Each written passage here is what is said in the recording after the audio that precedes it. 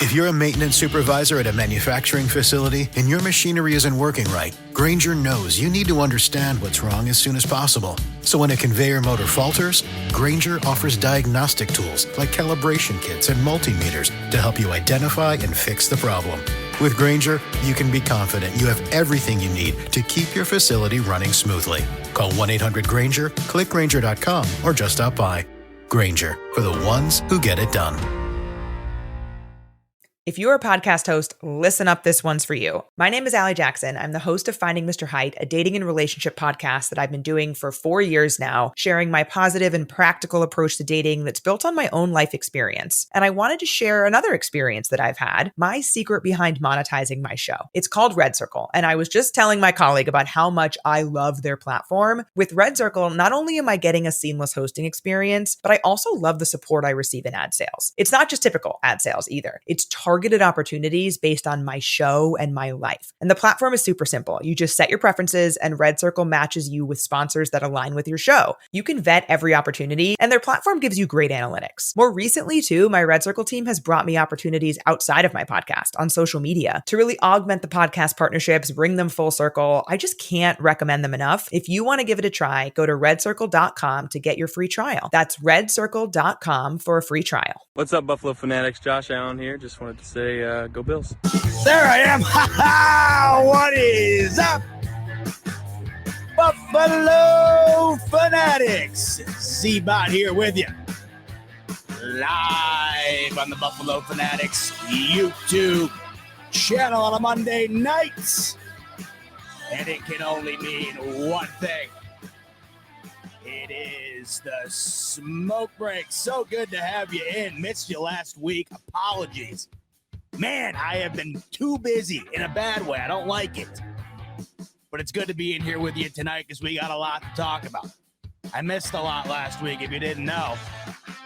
My good God, everything I praise these Buffalo Bills for time and time again, never being a distraction, never being a storyline, never being dominant in the news cycle outside of what they do on the field. That has all seemed to have flipped on its head within a 2-week time span here, and there's plenty to dive into surrounding this. I don't know how much there is to dive into when it comes to the substance of exactly what we have been facing as a fan base when it comes with these Buffalo Bills and what has been coming out, happening over the last 2 weeks. Very, very confusing, and I think it's a very indicative sign of the time of year that we are in.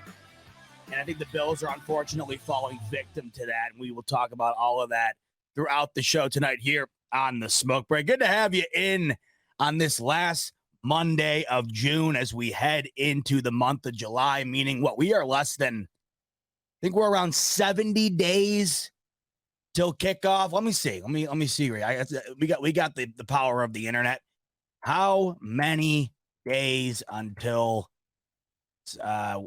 September 11th? That's the Bills game, right? 77 days till Buffalo Bills kickoff, which is on a Monday night. So if we do the quick math,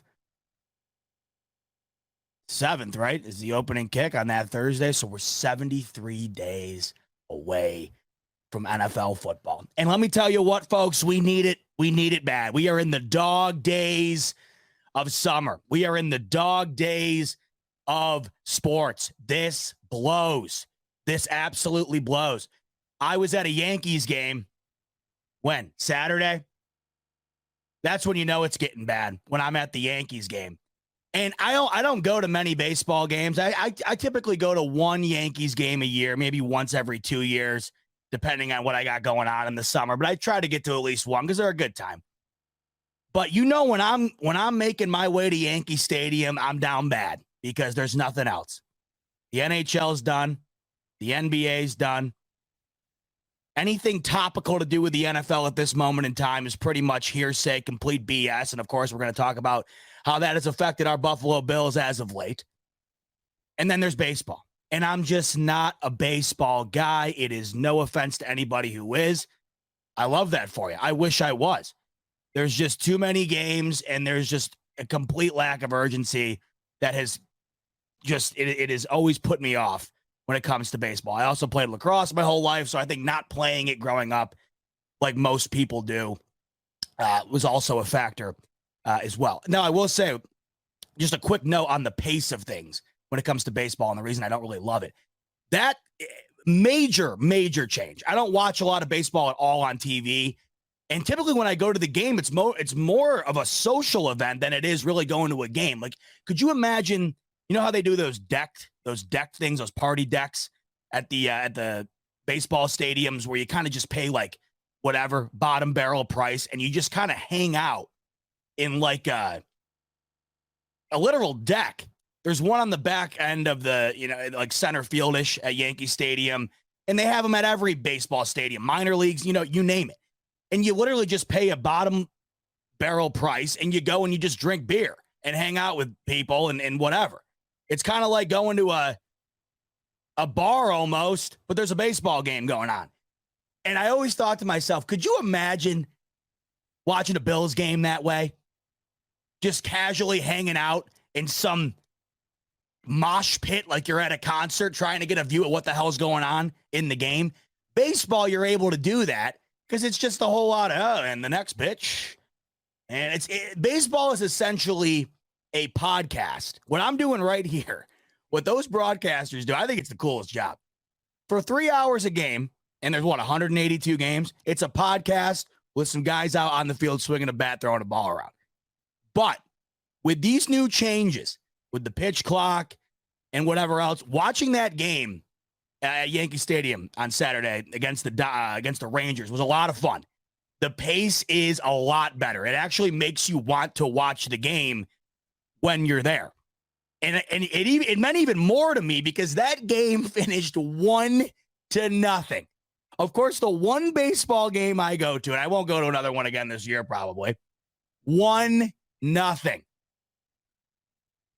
But it was watchable because of that pitch clock. I got to give credit to the MLB. It made it a lot more fun being there. That was my first time being in the stadium for a game with these new rules. That was cool. Not enough to get me completely into it, but enough to where if you're at the game, it's a fun watch. But the whole moral of the story here is if I'm at a baseball stadium, I'm down bad because that means we are quite literally in the worst period of the year when it comes to sports. As I just mentioned, we just wrapped up the Stanley Cup. We just wrapped up the NBA Finals. Of course, the draft's been over for some time. The big headline offseason moves have well been done. The only two we're really waiting on right now, of course, are the ones we've been waiting on for, one in which has been, at least 2 months, going on 2 months in DeAndre Hopkins. The other being Dalvin Cook. Those are the two names that come to mind when you're talking about the NFL right now and a potential big story that could come out at some point in the near future. But when it comes to football in itself right now, outside of potentially those two storylines, and they're big storylines, everybody's been waiting to see where those two guys go, us included. I mean, there was a point in time where all we did was just sit around waiting to see if DeAndre Hopkins was going to be a Bill, and now you blink and you're like, wow, that felt like forever ago, and he still isn't on a new team. He got cut by the Arizona Cardinals in late May, and he is yet to sign with a team. So you look at him, you look at Dalvin Cook. Those are the two things you think of right now when it comes to a potential exciting event that could happen in the NFL. So what does that mean, right? Well, what it means is all we're doing right now is waiting for kickoff. There's nothing else. There's nothing. We're getting into camp, and of course, everybody starts talking about camp and, oh, so-and-so's doing this and so-and-so's doing that, but there's no substance to it, really. It's all what we get every year. There's no actual concrete exciting stuff to talk about other than your preseason predictions and counting down whatever I said there, the 77 days until we see these guys on the field. But that does not mean that talk radio, sports television, they still have to go on air and talk about something. And unfortunately, our Buffalo Bills have given them something to extend their conversation over for what has felt like a month now, but it's only been 2 weeks. I cannot believe we are still talking about Stefon Diggs and that whole situation. But this is the first opportunity that I have had to get on here and talk to you about it. I have got to share my thoughts. I cannot believe This is still dominating the NFL news cycle just because of the substance of it. I can believe it because it does make sense from the perspective of these shows. You got one of the Super Bowl favorites in the Buffalo Bills. You got one of the best quarterbacks in the league in Josh Allen. You got one of the best wide receivers in Stefon Diggs. If there's even a hint of turmoil, an issue, that's going to be something to talk about. What blows my mind is the way it went down, the short period in which it lasted, and how long that short period has not only been extended into this radical conversation about Stefon Diggs' spot on this team, his fit into this culture. I mean, it has been blown out of proportion to the point of exhaustion. I simply cannot fathom how much juice has been attempted to have been squeezed out of this lemon, because there ain't a whole lot inside of it, but they're trying their damnedest. So, of course, by now you already know something happened. What that is, we have no idea. We'll never know. But OTAs start up, right? Mandatory. Stefon Diggs isn't there. Sean McDermott takes the podium. And this is where I think a lot of this was blown out of proportion. Sean McDermott, for whatever reason, whether he meant it or not, he accidentally, pretty much according to him, said he was very concerned. Now, all of a sudden, we're all concerned. You want to know where I find this out? I'm in a bathroom at the Palisades Mall. I'm in a bathroom at the Palisades Mall. And I get a notification. Stefon Diggs not showing up to minicamp. I go, here we go. Here we go. You got all this crap that had happened last year that was out of the Bills' control. Nobody had worse luck than them. Right? You had all that crap that happened. You had the way the year ended. Couldn't have been worse. This team needed to have a rock-solid offseason going into this year. And they have. I have praised the ability for Brandon Beane to truly pick this team back up and get them in form for this coming season. I thought Brandon Beane, the combination of the draft and the offseason moves, had an exceptional offseason, especially when you compare it to that of last year where the expectations were sky high. It was going to be very difficult for Brandon Beane to have an offseason that you felt satisfied with after what they had done last year. I had been satisfied completely by what Brandon Beane has been able to accomplish this offseason. You're starting to put the Bengals game well in the past. The entirety of your focus now is on the coming season. To me, that game has been done for that game. I don't even think about it, right? Nothing you can do about it at this point. Nothing anybody else can do about it. All you can focus on is what's in front of you, and it's right around the corner. That, to me, is long gone. So up until this point, I had actually gone from significantly, I would say, my confidence level and my level of excitement has risen dramatically since late January. I was at the lowest point I think I've ever been as a Buffalo Bills fan, and that is saying something. Now, there's different ways to weigh that. Your disappointment in them going 7-9 is significantly different than your disappointment in them just getting blown out at home in a playoff game in a year in which they were expected to win the Super Bowl, or at least they were favored to win the Super Bowl. There are different levels of expectation, so of course there's different levels of disappointment. But I would argue the disappointment is much higher when the stakes are higher. And the stakes had never been higher than they were last year, and the Bills did not come close to living up to those sky-high expectations that were set for them in the offseason. As we've gone over ad nauseum, the expectations were always too high.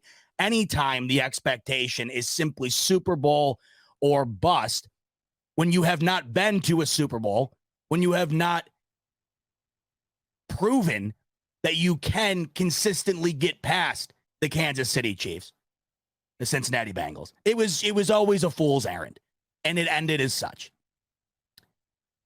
So where I was at after that Bengals game was about the lowest point I'd ever been as a fan, and I knew it was going to take a while for me to get that taste out of my mouth. I can sit here today and say it's gone. It's been gone for a while. And I think a lot to do with that has been what this offseason has brought us. The drafting of Dalton Kincaid. I don't think I've ever been more excited to see a prospect, other than Josh Allen, of course. I don't think I've ever been more excited to see a prospect for this team going into a season, a draft pick. Never been this excited. I could not be more stoked to see what Dalton Kincaid is going to bring to this team. First offensive player drafted by these Bills since Josh Allen. Of course we're excited. Of course we're excited. And you're hearing what I've heard, right? The potential of this kid, the hands, his immediate fit with the team and how he's looking. You can't help but be stoked. The signing of Damian Harris, which I thought was a significant signing. In losing Devin Singletary, you now bump James Cook up to running back 1. He just said on the Rich Eisen show yesterday, if you were wondering about that, by the way, and I've been on this since, of course, Singletary was let go. I didn't think it was anything, it wasn't a crazy thing to say. James Cook's your running back 1, obviously. I think Rico and I got into that a little bit. Rico, I don't know if he still thinks that, but at one point Rico thought that Damian Harris might come in and be running back 1. It's James Cook's time to shine, right? He showed us last year in flashes what he could potentially be capable of with a much higher workload on this offense. He told Rich Eisen yesterday, running back, when he asked him what his role was going to be on this team, James Cook told him, obviously, running back 1. Another guy I could not be more excited to watch this year. This is James Cook's time, right? This is, he was drafted in the early second round to be the running back for this team. Devin Singletary no longer around, the longest tenured running back that was currently on that roster. This is James Cook's running back locker room now. He was the guy drafted to be the head of this running back room. He is a guy that has the utmost potential to be a significant impact on this offense, not only in the run game, but of course in the pass game. And I could not be more excited to see what he is going to look like in an elevated role coming into this year. You got 2 guys that have me very excited, and the very exciting aspect of those 2 guys outside of the potential is, of course, their age. You got Dalton Kincaid coming in as a rookie, James Cook going into only his second year. I don't think we barely have scratched the surface with James Cook and what he's going to be bringing to the table for these Buffalo Bills, or at least has the potential to bring. So very excited about that. And then in addition, of course, the Damian Harris signing, I think it is an extraordinary weight off of the shoulders of Josh Allen when it comes to certain types of play calling and certain types of situations. I cannot wait to see Damian Harris in a situation where it's 4th and an inch, where it's 2nd and 2 from the 2-yard line. We didn't have an opportunity to see the Bills have the personnel to take advantage of a situation like that with anybody else on the roster but Josh Allen. Damian Harris is now that guy that you can look to, a power back. If you haven't heard our interview with Dawson Knox, I had felt this way, just based on what we have already seen from Damian Harris with his time in New England. It already felt his immediate impact on this team was going to be power.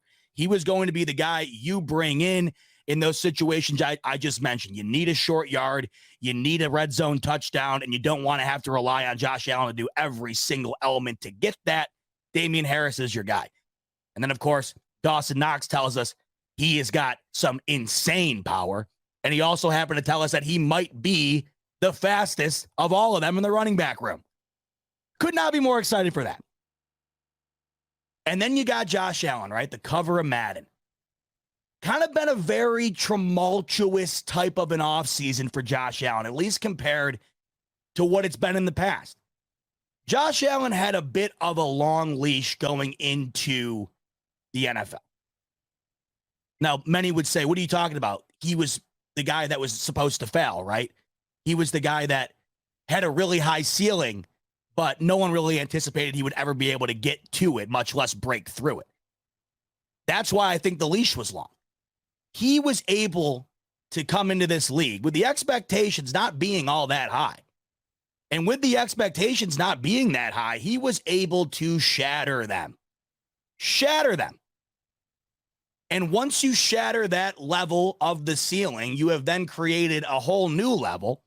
And then, of course, that brings, with great power comes great responsibility, right? To quote Uncle Ben. Josh Allen's got all the power in the world now.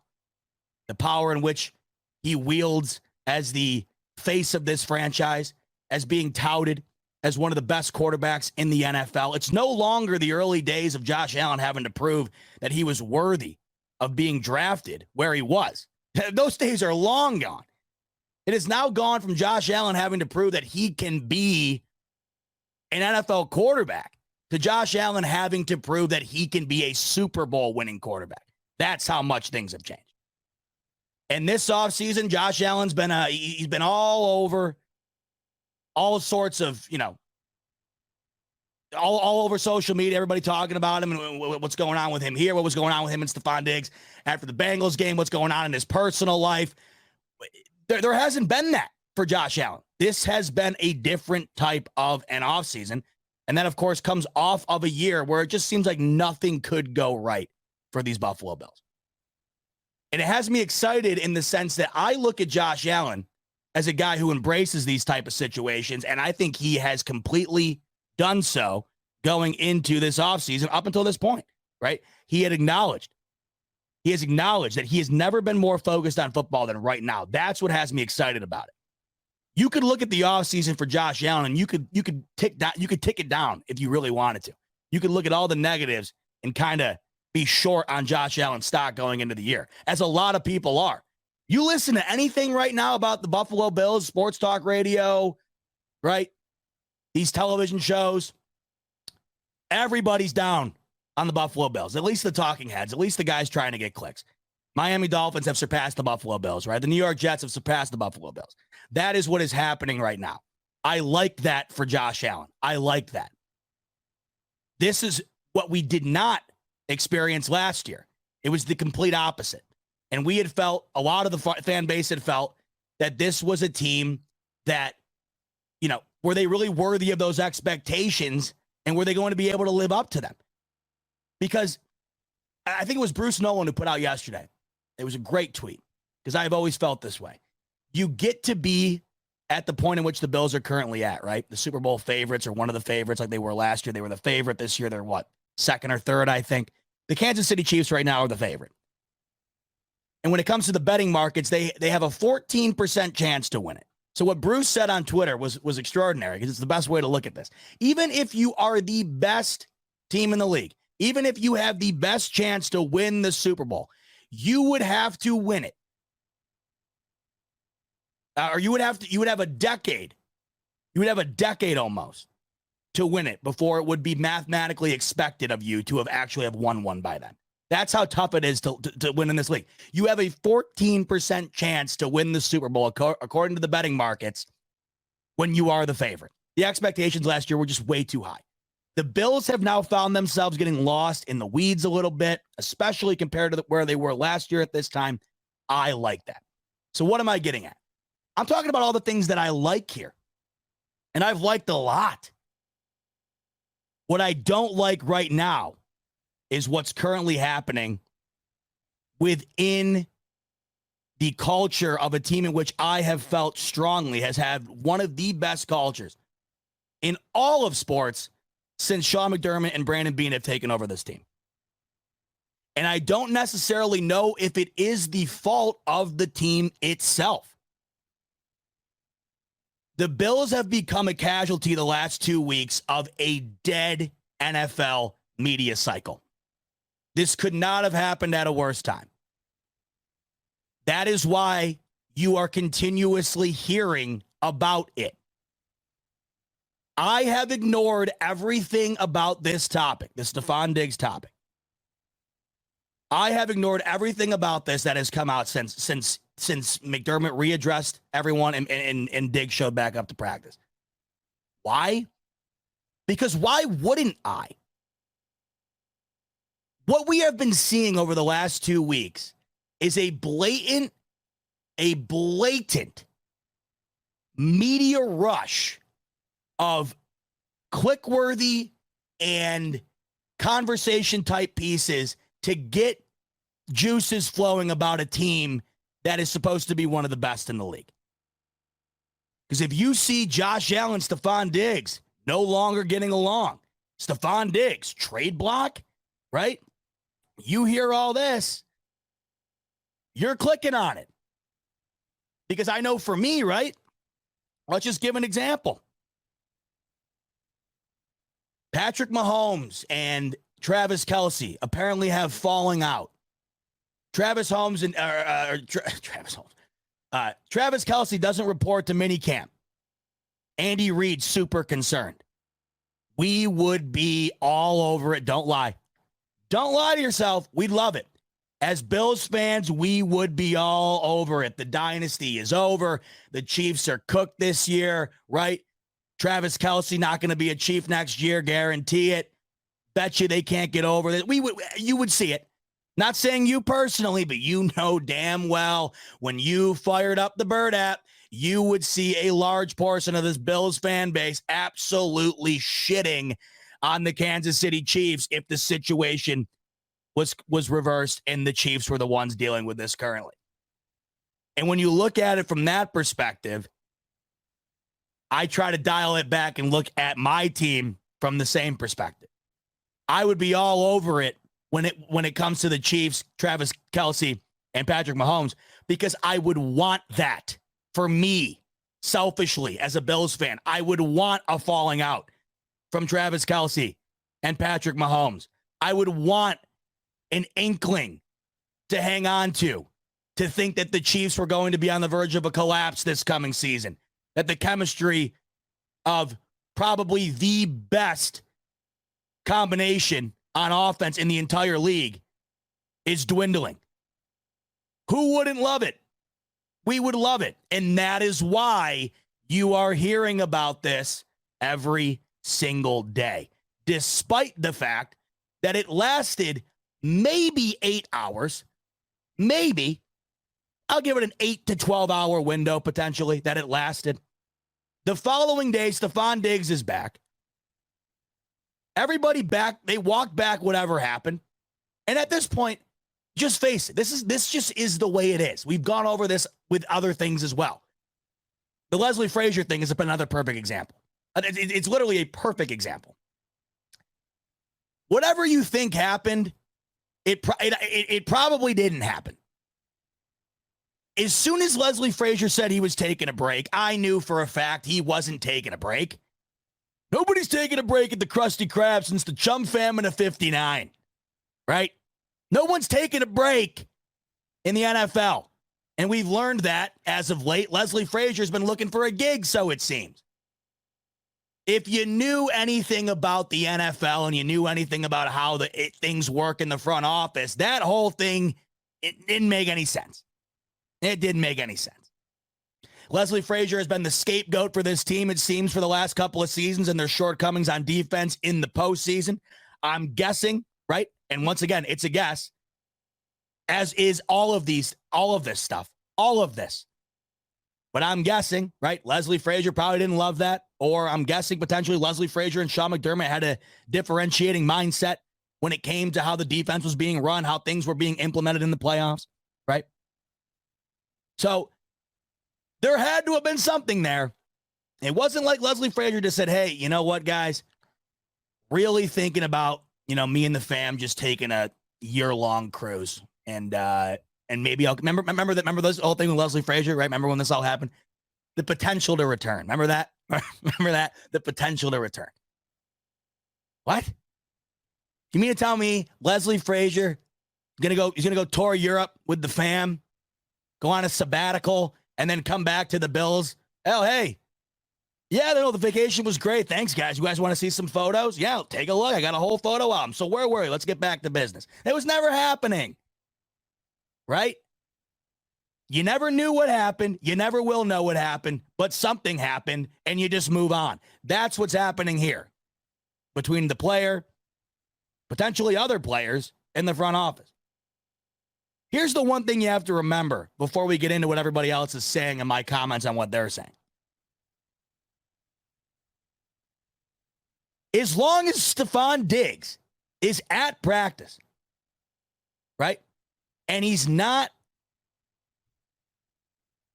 I'm trying to think of the best way to say this, because it is truly incredible how you have to be meticulous in explaining this when there really isn't, there's nothing to explain.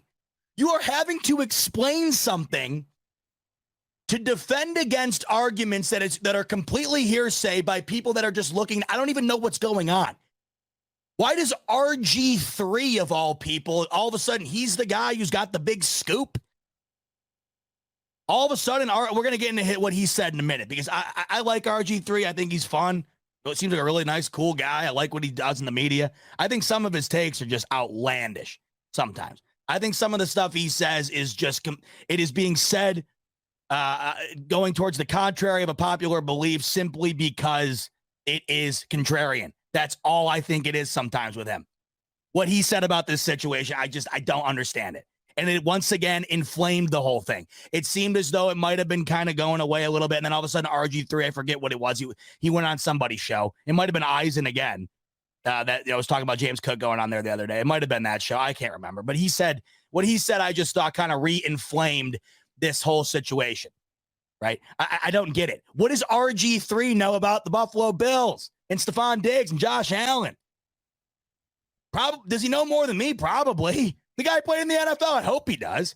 But he doesn't know what happened. Nobody does except for the guys involved. So that's why I come back to what I was just about to say. This is what you have to remember. It doesn't matter. Whatever happened a couple of weeks ago, don't let it bother you again until it is an issue again. Right now, it's not an issue. Something happened. Absolutely. You have got to remember. And I want to talk about Stefon Diggs' role in this as well throughout the show tonight, because I think that he is being looked at a couple of different angles. I want to share the angle I perceive Stefon Diggs to be within when it comes to this situation. Because Stefon Diggs, it kind of looks like he might be the villain here. It kind of looks like Sean McDermott could be a villain here. It kind of looks like Josh Allen. Did I say Josh Allen? Maybe I don't know. Josh Allen looks like a bit of a villain here, potentially, based on what people are saying. Ken Dorsey looks like a villain here, potentially, based on what people are saying. You see how I keep saying based on what people are saying? Based on what people are saying. Right? What are they saying? They're just saying stuff. They're just saying. People are saying. If you got to end the comment with, well, I heard people are saying. You want to know what that means? It means whatever they're saying is probably a load of horse shit. Yeah, people are saying. Who? Who's saying it? We're saying it. People aren't saying it. You heard it on Twitter. Well, people are saying this. You read it on Twitter. And people are saying Stefon Diggs and Josh Allen, they hate each other. No, people aren't saying that. They're tweeting it because Stefon Diggs didn't show up for one practice. So now you have now made that your complete factual view of the situation. Now, so-and-so went on, Colin Cowherd went on the other day and said, Stefon Diggs, Josh Allen, or Stefon Diggs and Ken Dorsey, just it ain't going to work. Okay. And I love Colin Cowherd more than anybody. Listen to him every day. But is Colin, is he in the meetings with Pagula and Beane and McDermott and the gang? Not last time I checked. It is a story simply for the sake of being a story. You have one of the top wide receivers in the league, one of the best teams in the league, one of the best wide receivers in the league, and therefore, wow, there's a bit of drama here. There's nothing going on except for baseball that nobody cares about unless you're a diehard baseball fan. The NFL season starts in 77 days. We got to find something to fill the pages with. Let's talk about how this could potentially be the worst thing that has ever happened to the Buffalo Bills franchise. What you have to remember is that all that matters in this current moment right now, and I'll give a lot of credit to them. The whole thing within that 24-hour period going on, I guess, probably a week. It was one of the most confused I've ever been as a Bills fan. And the reason I was so confused is because no one knew what was happening. something was happening. McDermott went from saying he was very concerned to walking it back the next day and saying that he misspoke and he wasn't concerned at all. And he basically said that he excused Stefon Diggs from the practice, right? Like, it was almost like the Twilight Zone. It was a glitch in the Matrix where, like, one day we were in one simulation and then, like, something happened, like, I don't know, like somebody went back in time and stepped on a ladybug and it completely alternated the universe. And now the next day, what are you talking about? Nothing happened yesterday. What are you talking about? No. Diggs was here and, he did his physical and we had a chat. And I said, hey, you know what? Take the day off. Whatever happened within that little window there, Diggs is the type of guy I would imagine. We saw what he did in Minnesota. If Diggs wants out, he's going to get out. He's going to make it known. He's going to do whatever he's got to do. I'll give him credit for that. Like, some of these guys, they have their priorities in line or whatever they may be. All these different types of players have all these different types of priorities. And I think Stefon Diggs looked at the situation in Minnesota and realized it wasn't going to get much better. I am not going to base a early career with Kirk Cousins against a one-day blip in the Matrix where Stefon Diggs didn't go to practice. Combine the two and say, well, because of X, right, Y must also be true. They're completely different. Everyone takes what happened with Stefon Diggs in Minnesota and says, oh, well, it's happening again here. No. Okay, for starters, your quarterback is Josh Allen. It's not Kirk Cousins. And I think 90% of the reason Stefon Diggs wanted to get out of Minnesota was because of that situation, because of that reason. Right? And as we've seen, Minnesota, they've been a good team, but they have not elevated themselves since Stefon Diggs has left into being a Super Bowl contender. They lost to the Giants in the playoffs. Look, I understand. I get it. The Vikings beat us last year. They won, an infinite amount of one-score games. The Vikings were a hell of a fun team to watch. They have been, and they've been very competitive in the NFC, but they have not elevated themselves beyond what they were when Stefon Diggs was there. Hell, when Stefon Diggs was there, they went to the NFC Championship with Case Keenum. You could argue they've gotten worse. They have when it comes to playoff success. So he leaves, he goes to the Bills. They have had nothing but success. They have just not been able to get to what the expectation is. Right?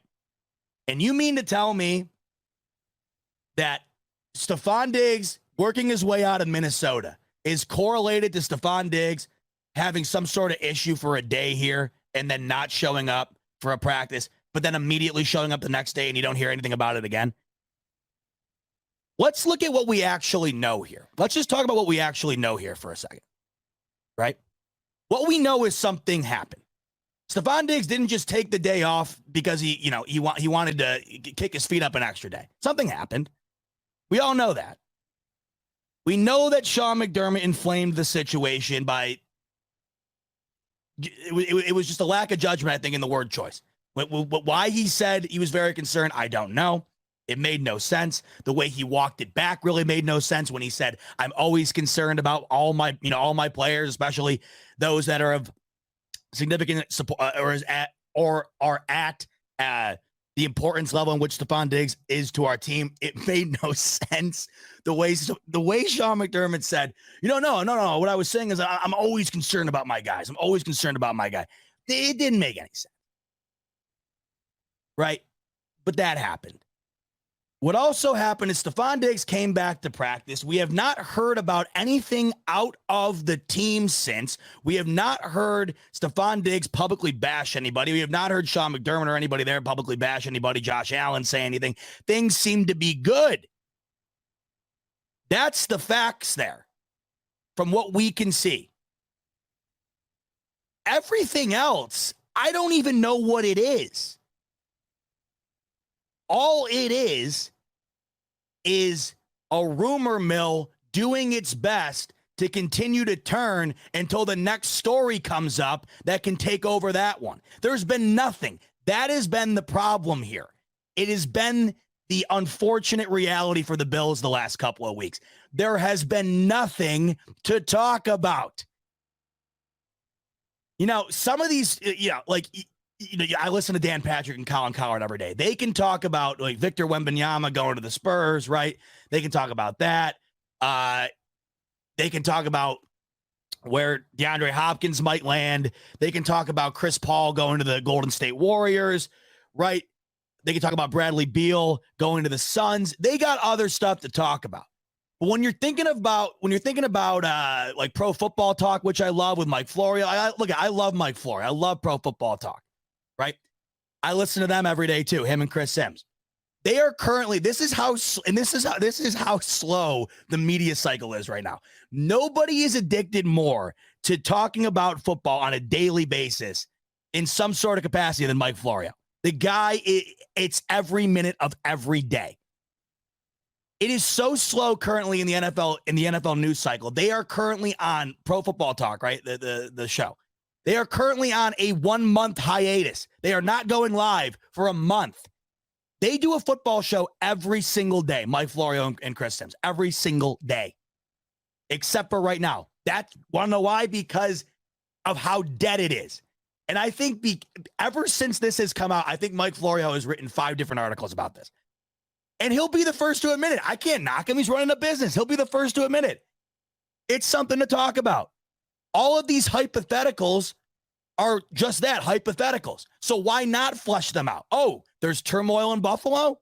Oh, something's going on here. Does Stefon Diggs want to get traded? Yes, there are questions. Are they valid? Well, all you have to do is say, well, there's something here, so I'm going to create the validation from that and then run with it. And I can't blame him because a guy like Mike Florio, he doesn't talk about basketball and baseball. He's all football. So he's got to write stuff. Mike Harwell coming in saying Florio is still doing his daily podcast. Yes, he's doing PFT PM. But him and Sims aren't doing Pro Football Talk live in the morning. And that's because right now the news cycle's dead. And I just listened to Florio the other day. He every day he's got something to talk about, and it's usually just an OTA update or where's Dalvin Cook and DeAndre Hopkins going to go. That's what this is right now. My whole point on this situation is just to show you how dead it truly is. And those that are covering the NFL exclusively really have absolutely nothing to talk about.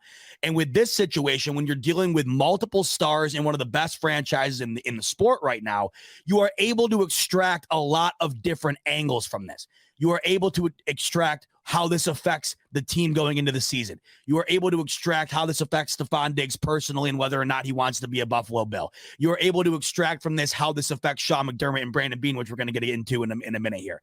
You're able to go a million different directions with it, and that's what everybody has been doing here because, 1, it's topical. 2, it gets clicks. And 3, the biggest reason of all, there is nothing else to talk about. If DeAndre Hopkins gets signed tomorrow, if Dalvin Cook gets signed tomorrow, if they both get signed in a package deal somewhere tomorrow, that's the dominant story. And all of a sudden, you're going to notice this whole Stefon Diggs situation is going to get a lot less pub. The one thing you will notice, though, throughout the year here, and don't think you're not going to see it, and you better get used to it. Every time something bad happens with the Bills this year, this is going to be brought up. And this is what I can't stand about situations like this. And this is why I praise the Bills for so long as of late about their ability to avoid situations like this. Because what happens is you take the molehill and you build Mount Everest out of it. Because once again, it's back to the ability to make a correlation for the sake of making a correlation. Say we go into the season and Stefon Diggs, he gets seen on the sideline again like he was with during the Bengals game where he's got his hands up to Josh Allen, right? Say he's seen doing that again. That's going to immediately be a topic the next day. Oh, Stefon Diggs, he's had it once again with Josh Allen. Let's take it back to June when he didn't show up to practice that one day. What's going on here? It's going to happen. And it's probably going to happen numerous times. So fair warning right now, get ready for that. Anything that goes wrong with this Bills offense this year in any capacity. Anything that goes wrong with Diggs or Josh Allen, you better get ready to hear about this bullshit again. I promise you, it's going to keep coming up and coming up and coming up. And that's why I hate this stuff, because it's unnecessary distractions. Unfortunately, I think the Bills really they really wanted to avoid this. It wasn't this long build-up thing, right? It just kind of happened.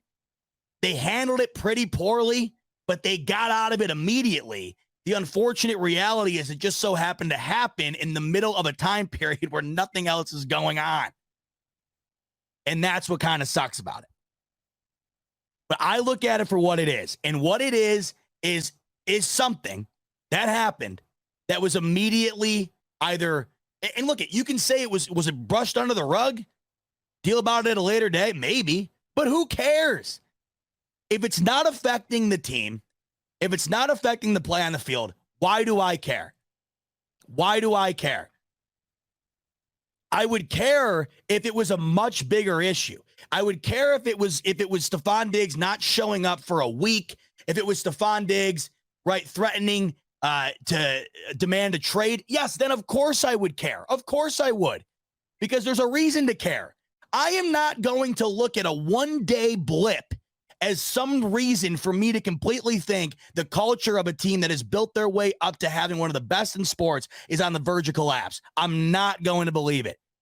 And you shouldn't either. It's bullshit. It's not. It is being blown so far out of proportion simply for the sake of a story in a time in which there's just absolutely nothing else to talk about. And it's back to what I said earlier. I do not fault anybody for doing it, because if it were, like I said, Travis Kelce and Patrick Mahomes, we would be all over it. If it was Joe Burrow and Jamar Chase, we would be all over it. It just unfortunately is happening with the Buffalo Bills. Look at the silver lining here, by the way. The biggest issue that the Bills have dealt with in the offseason, and potentially a blemish on what's going on inside of the locker room, the biggest issue, really, in the last couple of seasons is this. Sign me up.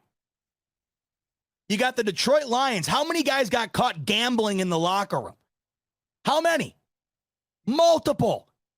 You got that going on. Tyreek Hill, once again, he's facing a lawsuit once again. What is this, the third lawsuit in the last year or two for Tyreek Hill? All these teams all over the place are constantly dealing with stuff. And it's always been one of my biggest praises of this team, the Buffalo Bills. They have done an extraordinary job of focusing on football. And if this is the biggest distraction and issue over the last couple of seasons here, sign me up all day. Because it's nothing. Until it is something again, I'm treating it as what it is. And to me, what it is Stefon Diggs, clearly something was up. Whether it was, they didn't contact him enough in the offseason. Josh Allen wasn't reaching out enough in the offseason. He didn't like what happened at the end of the Bengals game. He didn't like Ken Dorsey's play calling. He didn't like them not going out and getting DeAndre Hopkins. Fill in the blank. Whatever. Maybe it was one of those situations. Maybe it was a combination of all of them. Maybe it was none of them. Who the hell cares? Because you want to know what? Stefon Diggs was at practice the next day. Yes, Sean McDermott, God bless him, man. He was thrown to the wolves. He had to go out there and say something. He backtracked it as best he could. He didn't want to come out and say exactly what happened, because you're defending your player there. Whatever happened, this is what I hate about the other aspect of the media too that sucks. You're damned if you do and damned if you don't. Sean McDermott's damned for backtracking the whole thing and not telling the truth, but he would also be damned if he came out and said, well, Stefon Diggs told me that he and Ken Dorsey aren't going to work. Like, what if he came out and said that? Oh, all of a sudden the media is going to be like, you know what? We really appreciate the honesty from Sean McDermott. No, they'd be like, oh, well, the Bills are screwed. The Bills are screwed. How could Sean McDermott come out and out his offensive coordinator like that? How could Sean McDermott come out and throw his wide receiver under the bus like that? You're damned if you do. You're damned if you don't. Sean McDermott did the best he could, and they're moving on. You think they give a shit about this? Because they totally don't. And I got to tell you right now, I don't either. And 77 days from now, when the Bills kick it off at MetLife, we're not going to give a shit about it again either. And I'm telling you this right now. They're going to put it back in your face again. Ignore it. Ignore it. Unless Stefon Diggs is just bitching out Josh Allen on the sidelines, unless Stefon Diggs is seen absolutely freaking out on Sean McDermott and Ken Dorsey, unless Stefon Diggs goes to the podium after the game and has an absolute tirade, unless Stefon Diggs goes to the media and demands a trade, forget this shit happened. Just forget it. Because it's so stupid. The fact I've talked about this for 50 minutes is hilarious. The reason I've done so is because I want to make it perfectly clear that every time you've gone on your phone the last 2 weeks, you have seen something to do with this. You click on it, and then you're wondering to yourself, wait, what the hell is this? What is this? What do you mean? What? How do you know about the personal relationship between Josh Allen and Stefon Diggs? How do you know what happened in that locker room when no one else has a clue? Also, this is the other key component here that I think a lot of people are ignoring, right? The more stories there are that are differentiating, right? The more stories there are that are completely different from one another, the more you know this is a heaping pile of bullshit. There have been 4 or 5 completely different stories about this situation. Let's talk about one right now. And Robert Griffin III, who had came out and talked about the relationship between Josh Allen and Stefon Diggs. Now, this has been the flavor of the week so far. Last week or whenever this happened, the big talking point was a variety of different things, right? It was Stefon Diggs and how he felt about the play calling in the Bengals game. It was Stefon Diggs and his inability to be given a chance to have a say in the offense was one of them that I heard. Stefon Diggs' relationship with Ken Dorsey is one that I heard. Stefon Diggs wanting to be out of Buffalo and going to the Dallas Cowboys, right? That's one I've heard. That's the other thing, too, that everybody was trying to make a correlation out of as well because, oh, hey, I heard this on Twitter a couple of months ago. Maybe this is true. Remember when the whole thing about Stefon Diggs wanting to go play with his brother, right? And Trayvon Diggs wanting him to go play with him? Oh, maybe Diggs wants to go to Dallas. No, maybe he's got a brother in the league and they're messing around. Imagine you and your sibling are playing at the highest level of a sport at this capacity. You're both superstars in the sport. The idea of playing together is probably pretty cool. Doesn't mean you're going to demand it. I mean, what? You know, this, oh my God. When people saw that, you know, every time Stefon Diggs posts an Instagram, it seems to be the cover of the New York Post when it comes to these Bills and what we're talking about on a daily basis. Who cares? All these guys do this, right? The social media aspect of things, and God bless Stefon Diggs, he couldn't be more cryptic. It's doing none of us any favors. You can't decipher any of it, but all these wide receivers do this. They all tweet out an Instagram post, the most random stuff. 99% of the time, it means nothing. Half the time, it's like a music lyric, right? And people are like, well, what the hell does this mean? Nothing. The guy's listening to Jay-Z, bro. Like, it doesn't mean anything. Go back to when Trayvon Diggs and Stefon Diggs there was something, an exchange on Instagram about Trayvon Diggs wanting Stefon Diggs to come to Buffalo. There were people actually actively talking about that happening. They just signed Diggs to a contract extension. He was the biggest blockbuster trade these Bills have made in forever. They're going to just send him to Dallas because his brother plays there? People were believing that. People will eat up anything. And that is why these articles continue to get written, because they get clicked. I will not click on them, except for right now, because I did click on this one because I thought it was hilarious. And the reason I thought this was hilarious is because I don't understand where this is coming from. I don't get it. Robert Griffin III, because everybody's got to have an opinion on this situation. RG3 said, all right, let me put mine out into the ether. This is what RG3 had to say, quote, him, in referring to Stefon Diggs, and Josh Allen seemed to have a bromance rolling. It felt like for years there until there was a problem with their game. I'm gonna read this like it is a dramatic novel. Because I still reading this, I'm gonna read it. I'm gonna read it in a fun way. Him and Josh Allen seemed to have a bromance rolling. It felt like for years there until there was a problem with oh my God, my girlfriend just scared the hell out of me. Caroline, I'm doing one of your favorites where I'm reading something in a very fun way.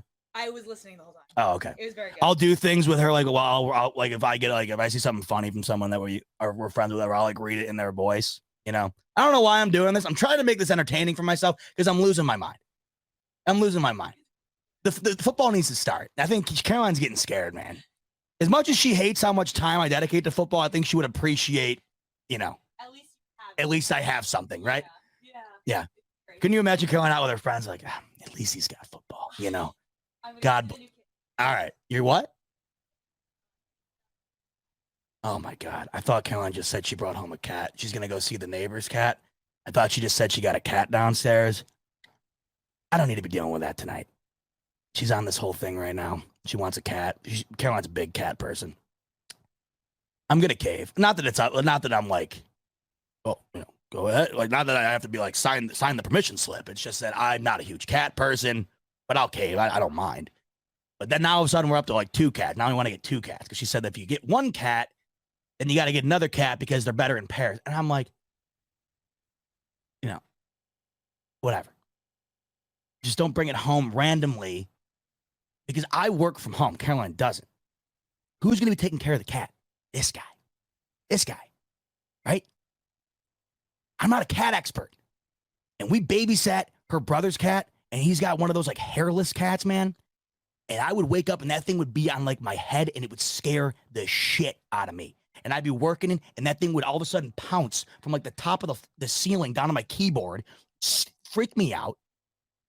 And I gotta like pick up after it because it's doing a bunch of stuff, Either way, my bad. I thought she just said she brought a cat home. I didn't feel like dealing with it. Okay, here is Robert Griffin III. Here is his take on what he thinks is happening in Buffalo. All the turmoil in Buffalo, the absolute bitter divide between Josh Allen, Stefon Diggs, the organization. It is just a mess. RG3 says, quote, him and Josh Allen seem to have a bromance rolling. It felt like for years there until there was a problem with their game against the Bengals in the playoffs, RG3 said. So I think it's clear. This is a personal thing between Diggs and Allen. And they have to get their partnership back on the field. And that's part of playing quarterback. I think Josh Allen's running into that right now. Everything is fine until it's not fine in a relationship when it comes to a quarterback and a wide receiver like Diggs. So Josh has to manage that relationship the right way. And I think he's the only one that can rectify. Okay. So you mean to tell me, and he said it himself, Josh Allen and Diggs seem to have a bromance rolling. It felt like for years there. You mean to tell me that a game in which was over at halftime, where the defense it wasn't going to happen. It just, listen, the offense in that game, the Cincinnati game, it was abysmal. But it was not going to happen. It wasn't. That game was over. It was over at half. Done. You know it. I know it. Over. You mean to tell me that, because this is what they're referring to. It continues on here, right? I've talked with people close to the situation, and really what it boils down to is, in that game against the Bengals, Diggs was the most targeted receiver in that game. I think he had 10 targets in that game, RG3 said. But when they were down 17, let me rephrase that, or let me re-say that. But when they were down 17, they had a 10-play drive that ended in a turnover on downs, and Diggs only got one ball thrown his way. So you would think that a player of Diggs' caliber, with the relationship that he has with Josh Allen in those moments, he would look to him more often, and that didn't happen. It was after that drive where the cameras caught Stefon Diggs yelling at Josh Allen. Are you kidding me? You're trying to tell me that in a game in which you're getting your ass kicked, no one came out of the locker room. The defense didn't. The offense didn't. That game was over at halftime. Stick a fork in it. You mean to tell me in a game in which Stefon Diggs did get 10 targets that the drive that was the straw that broke the camel's back was a drive in which Josh Allen and the Buffalo Bills offense were going down to try and put a dent into a 17-point lead? You mean to tell me that it was in that drive, in that game, that all of a sudden the years-long bro-ship between Diggs and Allen, it's done? Dunzo? It was in that moment where we all saw it evaporate, where the Bills, who had already, the game was just, it was over. It was done. But it was in that moment where Diggs said, you know what, Allen? Go to hell. Does that make any sense to you? It literally says in the drive where the Bills were down 17 with Diggs already having 10 targets, it seems as though Diggs falling out with Allen occurs on that drive because he only got one target. Let me talk about what I want to just, because I'm not trying to go after RG3 or anybody. I'm trying to go after the situation in a whole here because everybody's got something to say about it. And I'm about to have something to say about it too. But I want to preface this first, which nobody else seems to ever do. I might be right. I very well am going to be wrong. Either way, who the hell cares? Who the hell cares? I am not going to sit here and act like I know anything. And I think a lot of people out there act like they do, right? I've heard from so-and-so who's tapped in. Well, who is it that's tapped in? Who is it? Because if that truly is the case, well, then that to me is...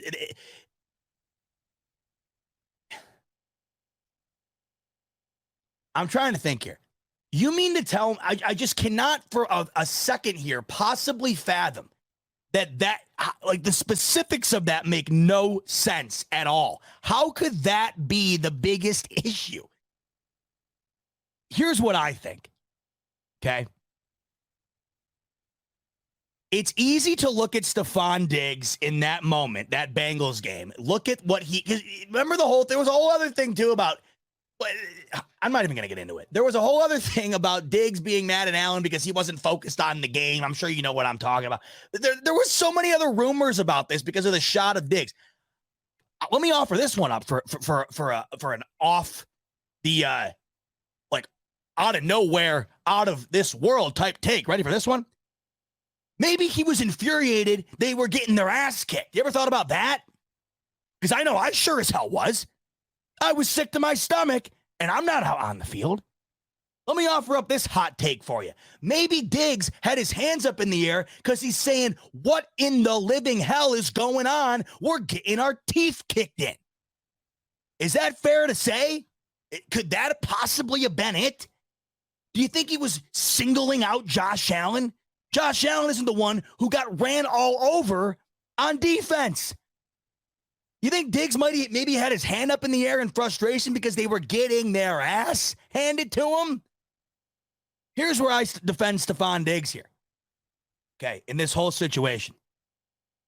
You can call him a diva about the Minnesota Vikings thing and whatever. You got to remember, wide receivers they're different, man. Like Stefon Diggs was just out in London or whatever for the Louis Vuitton fashion show. He was literally in the Louis Vuitton fashion show. They're all like this. Wide receivers are very eccentric and they're like the cool guys of the team, right?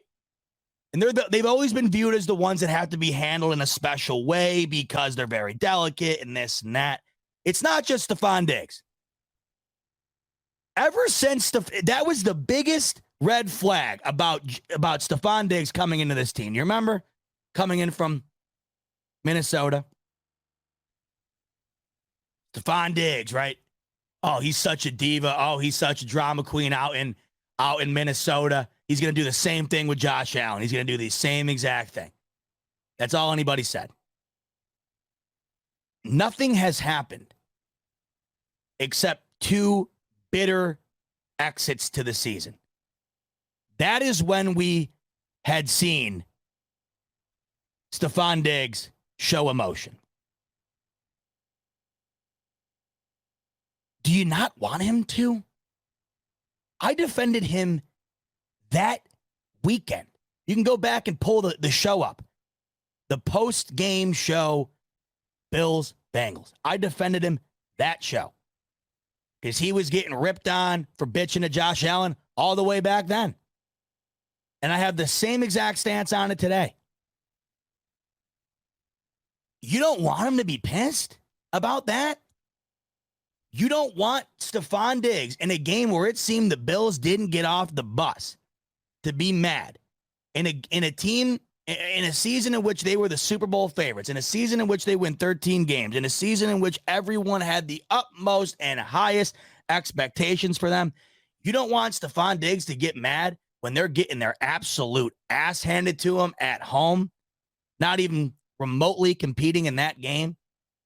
And he's the bad guy for throwing his hands up in the air on the sideline, wondering what in the absolute hell is going on, just like the rest of all of us were.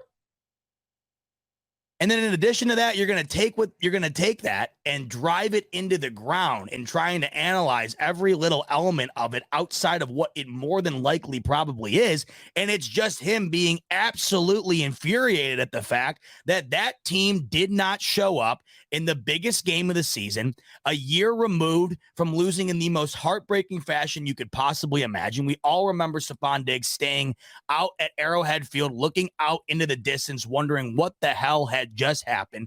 I'm sure that was fresh on his mind as well as soon as he realized it was happening again in just a much worse capacity when it came to the outcome of the game. The guy was pissed, as we all were, and I appreciated the emotion, because it seemed as though there was absolutely none in existence out on that field during the game. So pardon Stefon Diggs for showing even a shred of life on that sideline, saying, hey, I'm a little bit perplexed and pissed off here. The saddest thing about that game to me, and this is back to when I was talking about me just being at an absolute low point at that time as a Bills fan. The reason I was so upset, it wasn't because of the score. It wasn't because they weren't going to win it all last year, even though it was supposed to happen, right? It was because the effort. And we'll never be able to quantify it. They won't even be able to themselves. And I know a lot of it has to do with what went on in that season. And I think they were just gas and this and that. You can add it all up. But at the end of the day, excuses are excuses. You got to play the game in front of you. And it's the biggest game of the year. And what happened to unfold in that particular game was probably the worst effort put forward by this Bills team under Josh Allen that I have seen. It was absolutely abysmal. It was atrocious. It was unwatchable. They were completely outcoached, outplayed, outmanned. You name it, it happened. It was brutal. And the takeaway from that is supposed to be Stefon Diggs being the bad guy for being mad about that. I don't buy it. I think it's the biggest load of shit. I think it's crazy. If RG3 were to have said, I think Stefon Diggs is super frustrated about the way that the things ended last year, if he would have just said that, I would agree with him. But you mean to tell me that he's down to the specifics of the fact that Stefon Diggs is mad that Josh Allen on a drive down by 17 only threw him the ball once? Let me just let you in on this little bit of information. If the Bills went down and Stefon Diggs scored a touchdown on that drive, they're still losing that game. Hate to tell you. Hate to break you that crazy news story. They weren't winning that game. It was evident. It was pretty much evident from the beginning of the game. Don't you remember? It came out, and dude, I remember sitting there in the first quarter, kind of being like, I can't believe this. Like, you could already see it. You could already just tell. You know, like sometimes you just get a feel. Like in that Chiefs game, it just felt like 2 years ago, it just felt like they were never going to die, right? It just felt like they weren't going to die. You never felt like they were, like, up until, of course, the last Gabe Davis touchdown. You never really felt the Bills were just going to lay down and get rolled like they did the year prior in the AFC Championship. It never felt that way. It looked like they were there to play, baby. And even though they didn't lose, this is back to the hype that was going into the season last year, right? Remember? The reason for that hype is because of what the Bills put out on display against the Chiefs in a loss. In a loss. The expectations for the Buffalo Bills skyrocketed beyond proportion because of a loss. That's how well they played. That's how well they showed up. That's how much effort they put in. They did not quit, right? Last year was the complete opposite. The reason you were so sick about the Bills' loss to the Chiefs is because they should have won it. They could have won it. They played unbelievable. You sit there and think to yourself, oh my God, Gabe Davis might have just had the best wide receiver performance anybody's ever had in a playoff game. Josh Allen might have just played the best quarterback performance we've ever seen in a playoff game. Easily probably the best quarterback performance we'll ever see from a Buffalo Bill in a playoff game. You're sitting there and you're like, all of this culminated in a loss. I am going to vomit. You were sick because of the ending that came out of an incredible performance. Last year, you were sick because the ending was a result of an absolute piss poor effort, an absolute no-show. That's what last year was. So Stefon Diggs should absolutely, unequivocally, 100% be furious.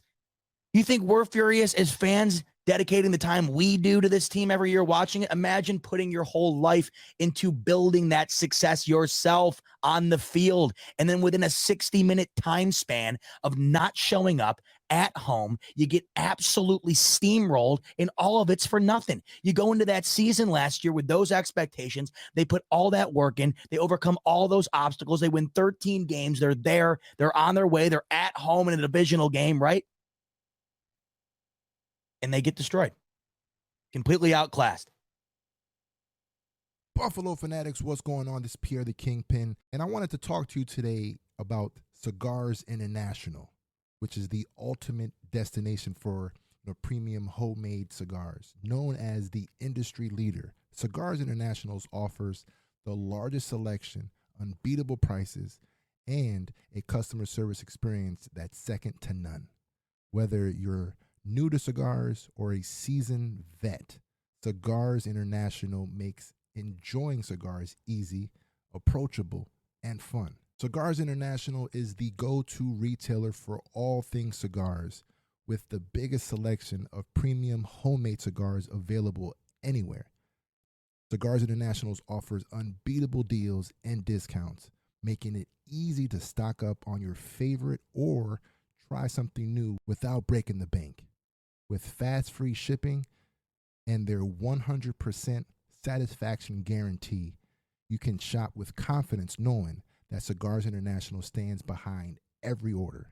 They have good relationship with vendors that helps provide great low prices. Whether you're new to cigars or a seasoned pro, Cigars International makes it easy to find the right cigar with helpful guides, staff reviews, and expert advice. It's not just about cigars.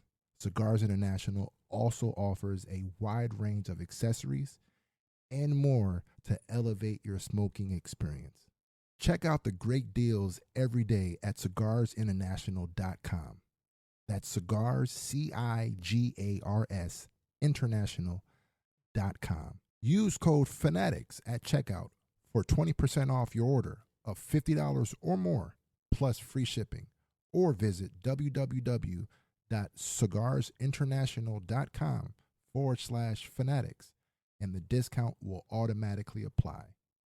Again, use code FANATICS at checkout for 20% off your order of $50 or more, plus free shipping. Or visit www.cigarsinternational.com/fanatics, and the discount will automatically apply. If you're a custodial supervisor at a local high school, you know that cleanliness is key, and that the best place to get cleaning supplies is from Grainger. Grainger helps you stay fully stocked on the products you trust, from paper towels and disinfectants to floor scrubbers. Plus, you can rely on Grainger for easy reordering, so you never run out of what you need. Call 1-800-GRAINGER, click Grainger.com, or just stop by. Grainger, for the ones who get it done. It's amazing we don't see people blow up more than that. Like, how is it? These are the biggest alpha male, like, we're talking about primal, ungodly, unearthly type athletes with the drive and motivation at such a high point that it results in them becoming quite literally some of the most impressive specimens on the planet. And they are somehow almost always, it is honestly, the more you think about it, like how the malice in the palace, right, with the Indiana Pacers back in the day, like how that stuff doesn't happen more often. Honest to God, it is truly remarkable.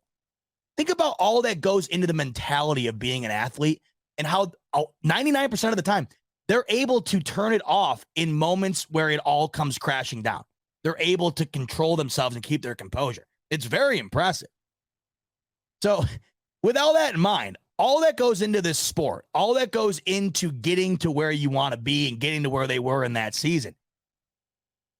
Stefon Diggs putting his hands up to Josh Allen is some sort of crime. I mean, we have been, not we, but whoever, people, media, whatever, they have been trying to extract some. This was like, Diggs not going to the OTA there. This was like Christmas Day for people waiting on a reason to just shit on Josh Allen and the Bills and Diggs. This was Christmas Day for the people who had the opinion on the day when the Bills made the trade for Stefon Diggs that it was never going to work because it didn't work with Kirk Cousins, and he demanded his way out. And because of that, and at the time, Josh Allen hadn't become Josh Allen yet. It was going to happen with Josh Allen as well. That was Christmas Day for those people a couple of weeks ago, right? Because they're saying, told you, even though you've been over the last 5 seasons, one of the 3 best teams in the NFL, because of Stefon Diggs, by the way, told you it wasn't going to work. Told you. Oh, Diggs didn't show up to the first practice? Oh, but he's there the next day? Doesn't matter. Told you it wasn't going to work. Oh, God, I told you. Diggs, I'll tell you what, he hates Josh Allen. The relationship they've seen, cover Sports Illustrated together, constantly seen, playing video games together, talking to each other, social media, and constantly seeming like they are just the best of pals. Oh, my God. When Stefon Diggs put his hands up to Josh Allen on the sidelines after getting their ass kicked in the playoffs, it was in that moment that you could tell that Diggs no longer loved Josh Allen. He hated him. Oh, you could just tell in that moment. He put his hands up and he said, damn it. It's all your fault, Josh. I hate you. Like, what? What are we doing here? What are we doing here? Why does it have to be anybody's fault?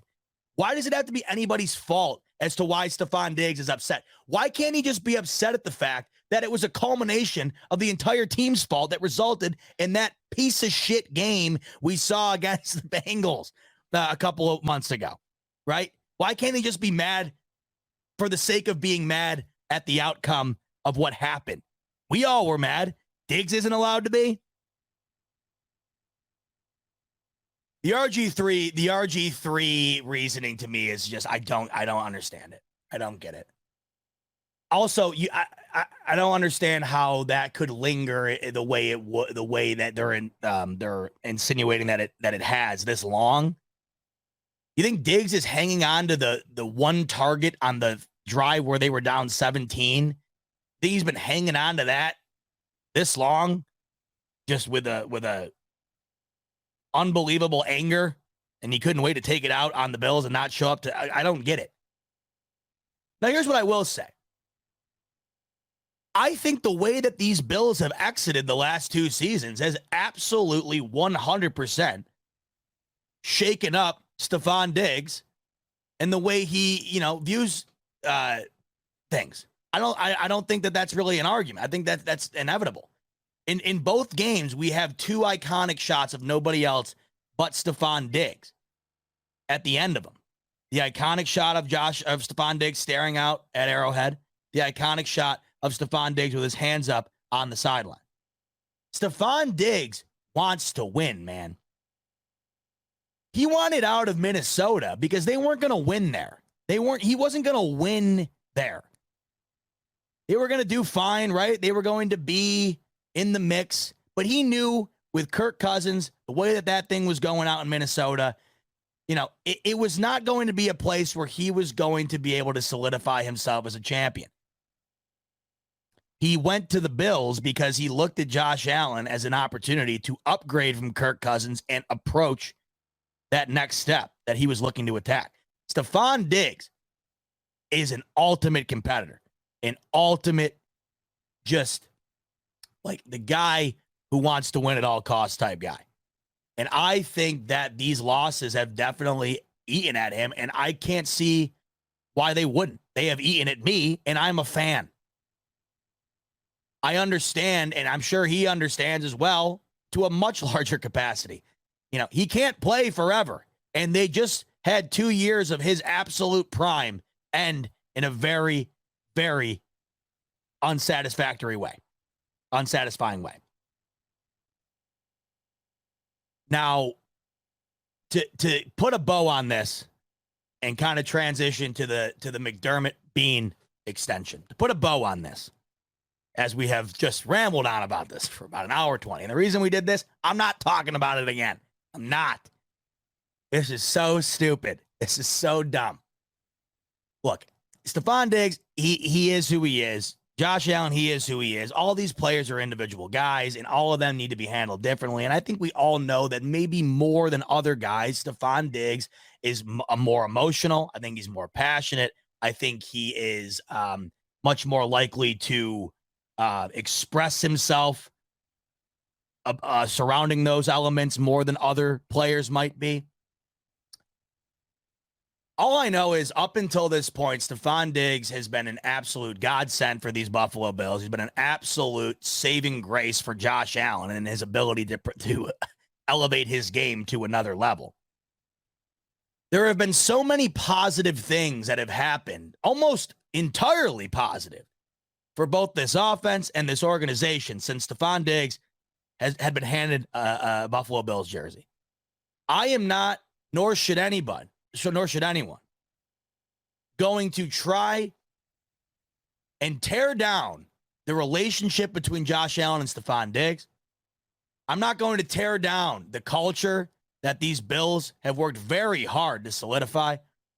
I'm not going to tear down how I view this team going into the season, how I view Stefon Diggs and what he's going to bring to the table this season, how I view how him and Josh Allen will play together this season. I'm not going to tear any of that down based on a practice that was missed in June, that was immediately rectified and never happened again. You have been told the last 2 weeks that Stefon Diggs could potentially be traded. You have been told the last 2 weeks Stefon Diggs and Josh Allen are in the middle of a falling out. You have been told over the last 2 weeks that Stefon Diggs is in jeopardy when it comes to being in Buffalo, wanting to be in Buffalo.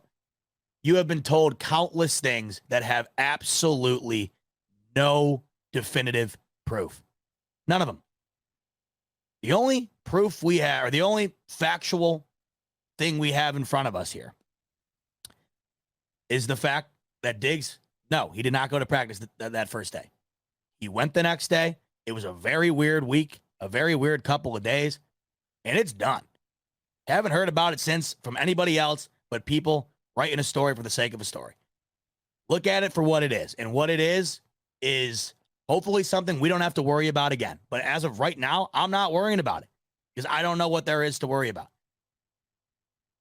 Stefon Diggs could easily have had a problem going into the offseason with Dorsey, with that particular game, with the Bengals game, with a variety of different things. Maybe it was a personal thing. Who the hell knows? Who knows? To put a bow on it, it's a big nothing. That's how I feel. So what came from this was something that I was not expecting. Was absolutely not expecting. I think this came out of complete left field, and I think you know that to be true because Rico and I and a variety of us, we've had conversations throughout the offseason about Sean McDermott and Brandon Beane and what the future's looking like. It was just 2 weeks ago. It was literally just 2 weeks ago where Rico and I were having a very in-depth discussion about the hot seat in which Sean McDermott was potentially approaching this coming season. And I had said that I don't think that Sean McDermott is on a hot seat. I think the seat is warmer than it's ever been since he's come to Buffalo. But I also, if you remember, if you tune into that show, I had gone through all of the positive things that have happened for these Buffalo Bills, all of these successes they have had that they weren't close to obtaining before Sean McDermott came around. The exits the last couple of seasons, of course, have been the main focal point, and that's what sticks out when it comes to talking about Sean McDermott, and that's why these conversations were even being had. But I went back through and took a look at everything else, the whole body of work outside of the failures, and it said, look at, yes, if Sean McDermott comes into this season with another brutal exit in the playoffs, right, a defensive collapse in which he is now solely responsible for because he is the defensive coordinator, right? If this all happens, yes, I think that they are going to look at Sean McDermott in a different light than they did just a couple of seasons ago. But that, of course, does not mean the seat is hot.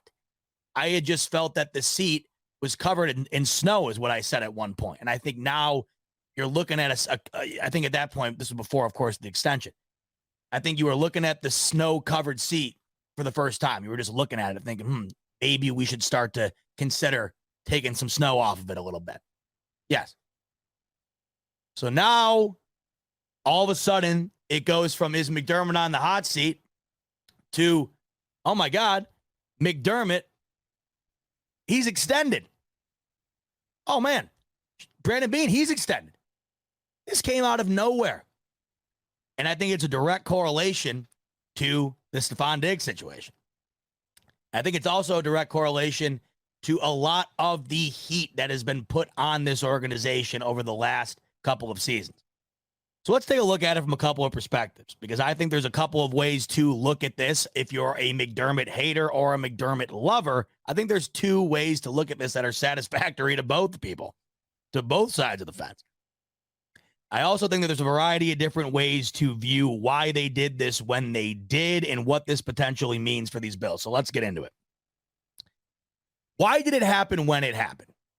Well, let's think about what's going on currently and what is in front of the Bills as of right now, what is in front of Sean McDermott in particular. Brandon Beane, I'm not going to focus on very much here with this extension, because to me, I mean, if you didn't want to extend Brandon Beane, then I mean, you can just I got nothing to say to you. I don't know. What do you want me to say to you? Like, what am I supposed to say to you? If you're not convinced now that Beane is the best solution at GM for this team, and it's not going to get any better anytime soon if you were to just move off of him and magically try to go find somebody else, if you are not sold on Brandon Beane and think that you could find better next year and that he wasn't worth an extension, there's no selling you at this point. There's no selling you. If you're not sold by now, you're never going to be sold. You just hate the guy. So not going to focus much on Brandon Beane here, because to me, inevitable. You extend Brandon Beane until he doesn't want to be around anymore, or until it's something just catastrophic happens where you're like, yeah, we got to move on. Until that moment, Beane, he will always be in my good graces, and I want him representing these Buffalo Bills for the longest amount of time. Love Brandon Beane, everything that he has done for this team. I mean, how many times do I have to say this on here? I always do it, though, because I always want to be the person to be the reminder for you. What all of this was not all that long ago. before Brandon Beane, McDermott, Josh Allen. This was the pinnacle of mediocrity in sports, the Buffalo Bills. They were the laughingstock of the NFL. They were an absolute definition of mediocrity. Never bad enough to get the top pick, never good enough to win it all or make the playoffs. They were stuck in a rut for 20 years, and it was just abysmal. It was, I mean, there's no way you can describe it unless you live through it as a Bills fan. You all know what I'm talking about. No need to sit here and harp on it, but you know what that reality was. You also know what that reality is now. No, the Bills have not won a Super Bowl yet. Yes, that is the expectation, but I'll be damned. I will be damned if I am going to try and knock down anything that's happened up until this point for the sake of doing so, when I look at what all of this used to be on an amount of years that I can count, like you really reflect on how fast time has gone here, and not all that long ago, it was a completely different circumstance, just a completely different circumstance, right? So the Brandon Beane situation, just to me, what's the point in talking about why he's extended? I think we all know why. I don't know. What do you say? What do you say? So let's talk about Sean McDermott in particular. I think that it was an interesting time to do this, and I also was not expecting them really to do it at all. Let's talk about the timing of it. In Sean McDermott's particular case, let's look at the upcoming couple of months. Let's look at the previous month or two here. The previous month, or let's rephrase that. Let's look at the previous few months here. You know what? Let's rephrase that even further. Let's look at the past here a bit, the future here a bit. I don't want to constrain myself. So we're looking at Sean McDermott here and the body of work. And back to what I said, not going to harp on it again. It has been a lot better than just 2 playoff losses that we all tend to focus on the last couple of seasons. It has been a lot better than that, right? There have been a lot more positives than negatives. Unfortunately, the only thing that matters in this league is win and advance in the playoffs. The Bills have not done that the last 2 years, and that is, of course, the focal point. But Sean McDermott has been the best representation of the Buffalo Bills from the head coaching standpoint in my lifetime. And I don't know if it's even,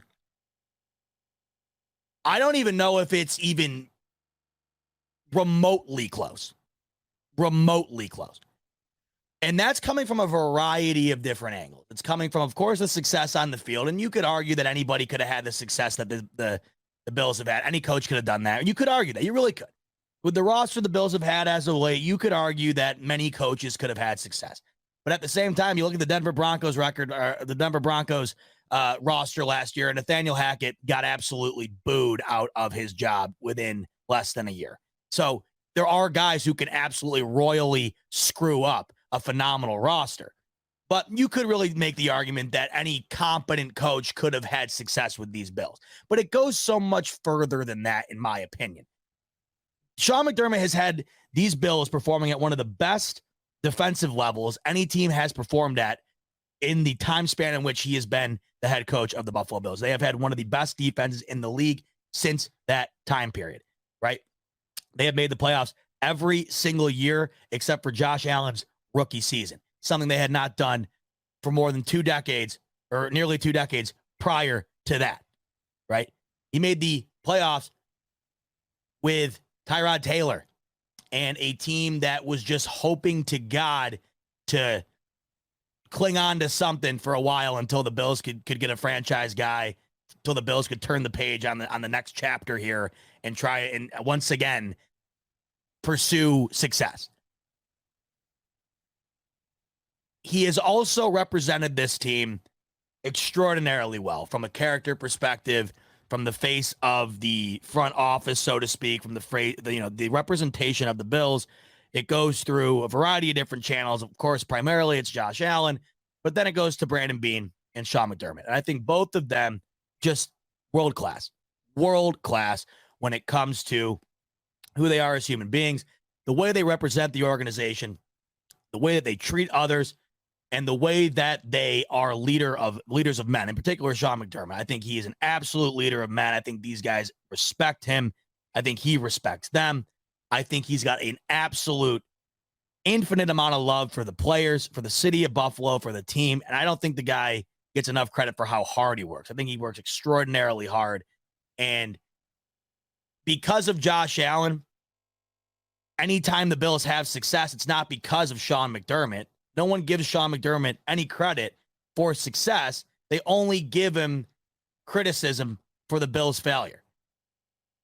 That's the problem when you're a defensive head coach like Sean McDermott, right? When you're looking at Andy Reid, a guy who seems to be conjoined with the success of Patrick Mahomes because he is, it's kind of a fluctuating scale that they both ride up and down on together. When you look at the Bills, a lot of people never want to give Josh Allen any fault. A lot of people never want to give specific star players any fault. So, okay, let's blame Sean McDermott. But when things go well, when the Bills have an historic playoff win against the New England Patriots, to the likes of which we've never seen, we might not ever see that again. I mean, I don't think we'll ever realize truly just how extraordinary that win was. But, afterwards, it wasn't like everybody was just praising Sean McDermott. And then the following week, when you lose to the Chiefs in a game where the Bills played exceptionally well, I mean, unbelievably well, and lose, it was almost like you completely forgot what they had done the week before, the coaching job Sean McDermott had done against Bill Belichick. You completely forget about that and immediately start criticizing how bad he coached that end of the Chiefs game, even though 59 minutes prior to that it was just a phenomenal football game. I, for one, of course I gave Sean McDermott criticism after that game. Of course I did. The ending of that was unacceptable, but I also don't define him by that. People do that. There's a difference. Yes, of course you give criticism. You can't play prevent defense with 13 seconds left against potentially the best quarterback we've ever seen. You can't do that. You can't. You got one of the best quarterbacks to ever play, one of the best tight ends to ever play, one of the best coaches to ever coach. You can't give them an inch. You gave them a mile. Of course, you got to criticize that. But I'm also aware of the fact that they coached an exceptionally great game the rest of it. I'm also aware of the fact the amount of points the Chiefs scored were indicative of the fact of that they are that good. The Bills also scored that many points on the other end because they are that good. The ultimate criticism was focused completely on the end of that game. I don't think there's a whole lot else you can do with the way the rest of the game went. Just you got two unbelievable offenses going at it, right? The week prior was one of the greatest coaching jobs and one of the greatest performances that we've ever seen as Bills fans. It was extraordinary, but you just don't remember it. So what I'm getting at here is every time there's success with these Bills, it's not really given to Sean McDermott. It's given to Josh Allen. It's given to Brandon Beane. But Sean McDermott's been right there this whole time. So as of late, a lot of the success the Bills have had and anything positive that has gone on around these Bills has been forgotten about when it comes to Sean McDermott, right? We are now going into this season, and the main storylines for the Bills are as follows, right? Or at least they were prior to the extension here. Sean McDermott, hot seat. Are they wasting Josh Allen's talent? Why can't they get over the hump? Why is Stefon Diggs having a falling out with the team? Are the Bills the third best team in the AFC East? Are the Bills even a top 5 team anymore? Right? Are the Bills in the conversation for a Super Bowl with the likes of the Bengals and the Chiefs? These are the storylines now, right? These are the storylines. 1 year ago, it was, will you take the Bills or the field? That was the conversation. They have switched dramatically. Welcome to the world of sports, where, I mean, whatever happened yesterday, whatever happened today, it is going to be completely different tomorrow and the next day. That's the world we live in when it comes to sports. That's why we love it, but it's also just a wild ride sometimes. Really is. right? The storylines almost primarily have been less than satisfactory, I would say, when it comes to the way I view it. This is a heavier offseason, a heavier year coming up than it's felt like it's been in the last couple of seasons. And that's been primarily put on the weight of Sean McDermott. And, you know, he has to go out and deal with this Diggs situation recently. It didn't really look that great on him because he had to backtrack it all. Was it even his fault? Was he even involved with it? Who knows? Back to what we just spent an hour on. I have no idea. No one does. I don't even know if Sean McDermott had a clue that Stefon Diggs wasn't going to come to practice that day until he found out in the moment. Who knows? But he's, of course, the one that has to go out and fan the flames on the whole thing and then put the flames out. Like it's a tough job to do when you're not necessarily sure what's going on, thrown to the wolves. So that adds another thing to Sean McDermott's plate, on top of a plate as of right now that is the biggest he's had in front of him since he has been a head coach. This is the biggest year for Sean McDermott. So why extend him when they did? Well, it's for those reasons. I think it was a smart move optically. I think when you look at the optics of the extension, when they did it, I thought it was an A-plus move. Here's why. Stefon Diggs and all that stuff's happening. And in the midst of that, you say, look it, nothing to see here. Whether that's true or not, the message sent here is nothing to see here. We don't have a problem with the way Sean McDermott's running this team. We don't have a problem with the way Brandon Beane is orchestrating the front office. We don't have a problem with dealing with our players. And we're going to prove that by signing the two most important guys when it comes to representing the team outside of the players. We're going to resign. We're going to extend them right now. We're going to show you there's nothing to see here. There's no problem here. Because if there was a problem, we would never extend these guys. We just would not actively look to extend guys that we think are a detriment to the team. The message sent here, these guys are good for the Buffalo Bills. And despite what you are hearing right now, another feather in the cap that represents how untrue a lot of the things you've been hearing recently are. This shows you more evidence here. We have actual tangible evidence here, an extension for Beane and McDermott. This shows you that a lot of the negative things you're hearing right now are just a lot of hearsay. Things are kind of ticking up recently. Diggs is at practice, and you're not hearing about anything bad happening there. Ticking up compared to where it was, where he wasn't there. Hot seat for McDermott, whatever. Is his future in jeopardy, whatever. Contract extension, ticking up there. The reason you do that when you do, it sends that message. It sends a positive message to the fan base, to the NFL as a whole. Things are good in Buffalo. No need to worry here, right? Another vital reason for the timing, in my opinion, I have no idea if this was a factor or not. If it wasn't, I think that either way, the way I see it, a very smart move going into the season. Let's go back to the plate I was just talking about in front of McDermott, how big that plate is. The stakes are so high for these Bills. It has been Super Bowl or bust ever since Josh Allen has arrived. And when I say arrived, I mean arrived to the stature he's at now, where we have realized he's one of the best quarterbacks in the league, and the Bills have one of the best rosters in the league. It has then evolved to it has been Super Bowl or bust, and that has not been achieved.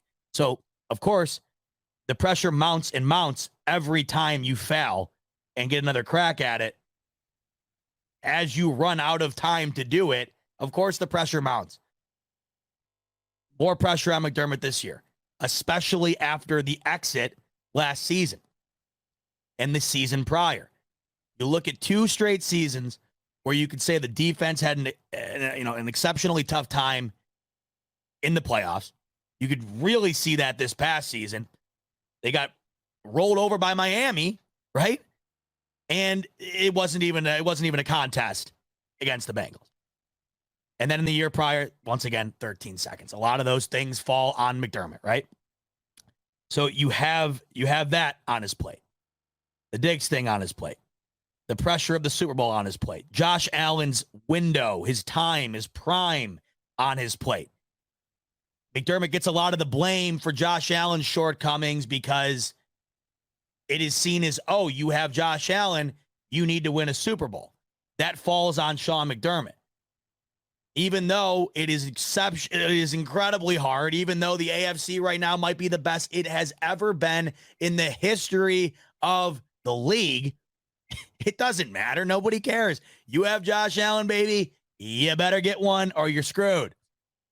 I don't care how good the division's going to be this year. I don't care how loaded the AFC is.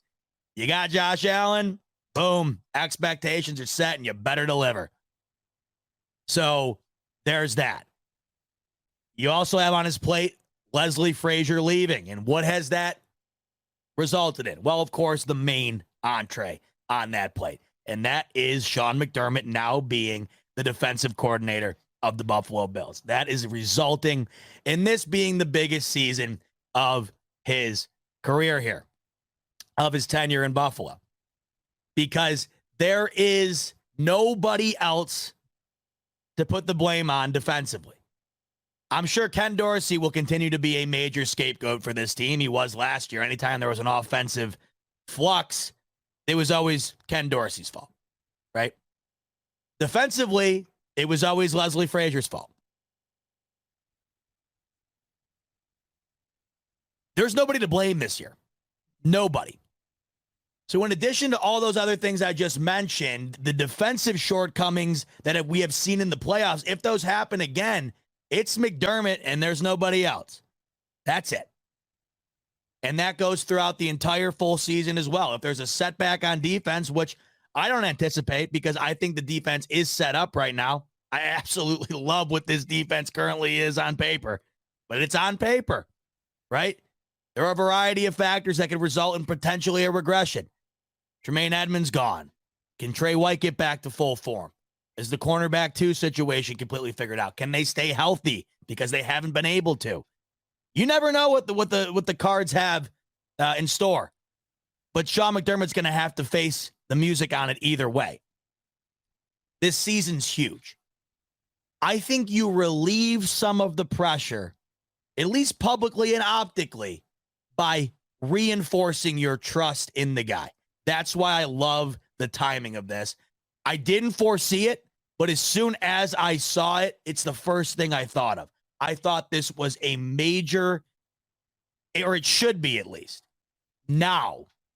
And I'll get to what I'm saying, what I mean in a minute. It should be right now a nice exhale, breathable moment for Sean McDermott to take in and say, look, these guys, they do, they trust me.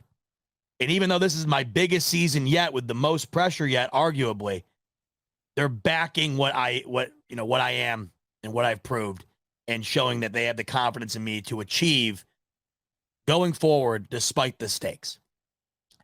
I love that look. And I think it's a really I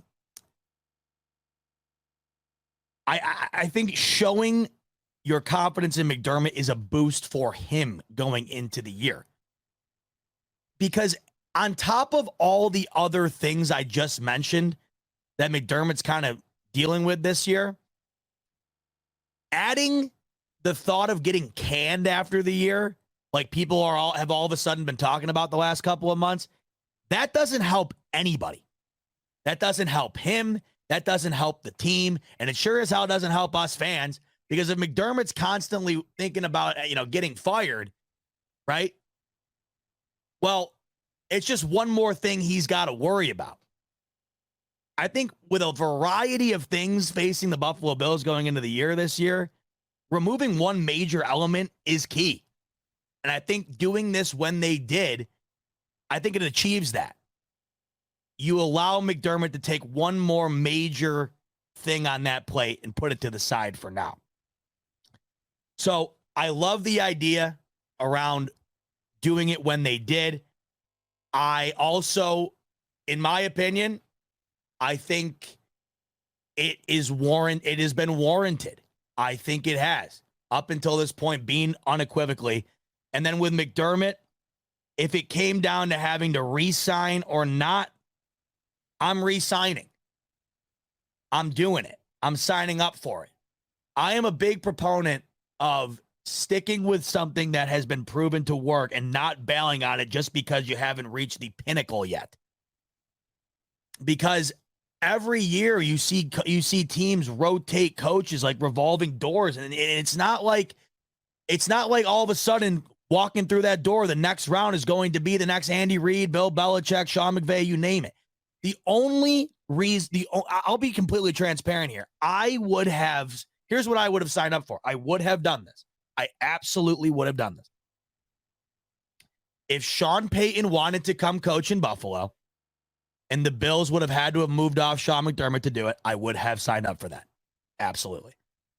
I would absolutely have signed up for Sean Payton, one of the best offensive coaches in the modern era. If he wanted to come and coach Josh Allen, I would be an absolute fool to turn that down. Now, there were other things in mind that you had to keep, in front of you when it came to considering that, and this is why it was never going to happen. The amount of money and capital you'd have to get up to get him there was never going to be in play for Buffalo. It just wasn't.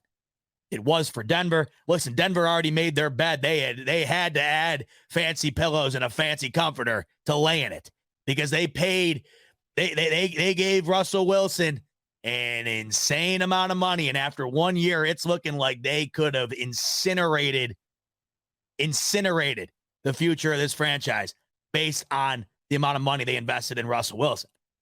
So they're looking at this and saying, look, we are in deep on Russell Wilson here. We have absolutely got to make this work or we are screwed.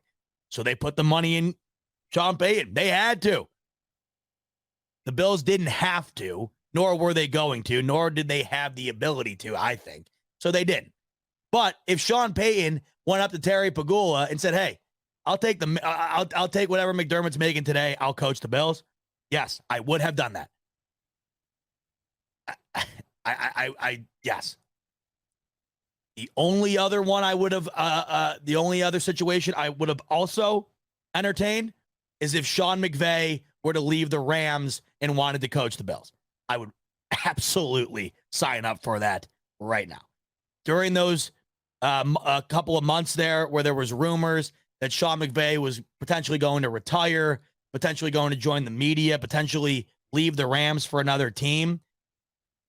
If in that moment Sean McVay said, I'm going to leave the Rams, but I'd love to coach the Bills. Yeah. Do people realize that Sean McVay the guy was probably the most successful young coach. He absolutely altered the game right out of the bat. How many people did he get jobs in this league, head coaching job? Sean McVay, I mean, he's flipped the script, man. He changed the game quickly. And he's also just an awesome character on top of being a great coach. I find it funny as I'm talking about this, by the way. Isn't it weird as hell? The only two guys I would have considered moving off of McDermott for are also named Sean. What? And one of them is also a Sean Mick. So you got Sean McDermott. The only other two guys I would have moved off of him for, Sean Payton, Sean McVay. That is weird. That just hit me. But either way, that's the only two things I would have considered. That's it. And guess what? They weren't considerable. They're not, those aren't happening. So let's talk about, right, what I have in front of me. What I have in front of me is reality, right? So do I want to risk the future of the franchise here with a first-year head coach? Because that's what it would be. You might go out and get the offensive coordinator there from Detroit. I forget his name. He's what the hell is his name? He's like the big new head coaching candidate. Yeah, Ben Johnson. He's the guy everybody loves now. Ben Johnson's going to be a head coach soon. Everybody's been talking about that when it comes to potential new head coaches. coming into potentially their first head coaching position. Do you want that? Could a Ben Johnson or whoever the hell else gets promoted from somewhere, could they be the next great? Yeah, of course. I don't necessarily know if right now, in the middle of what the Bills have done and are still in the middle of, by the way, why am I going to scrap that for taking a gamble on a first-year head coach? Because that, in my opinion, is what it would be. So all these people out there who hate McDermott, what is this? What is your solution? Everybody's always got all these people who hate McDermott or want to move on from something, right? All they ever have is their opinion on the guy they don't like, but they never have a solution. They never have the fix to the problem that has been dominating their headspace. If you have an active solution that is reasonable and, either, well, frankly, you would never make a move. You would never make a move like this unless you thought you were enhancing the team. You're not going to move off of McDermott for an equally good coach. What's the point? Why would I make a linear move? The only time you want to make a move at that big of a spot, right, at quarterback, at GM, at head coach, you're doing it to improve the team. You're not doing it to move laterally. So at this moment in time, what were you doing to improve the team at the head coaching position by moving off of McDermott? You're not. And until an opportunity arises where you are confident as the front office of these Bills that it is time to move off of McDermott because he's a hindrance. He is holding this team back.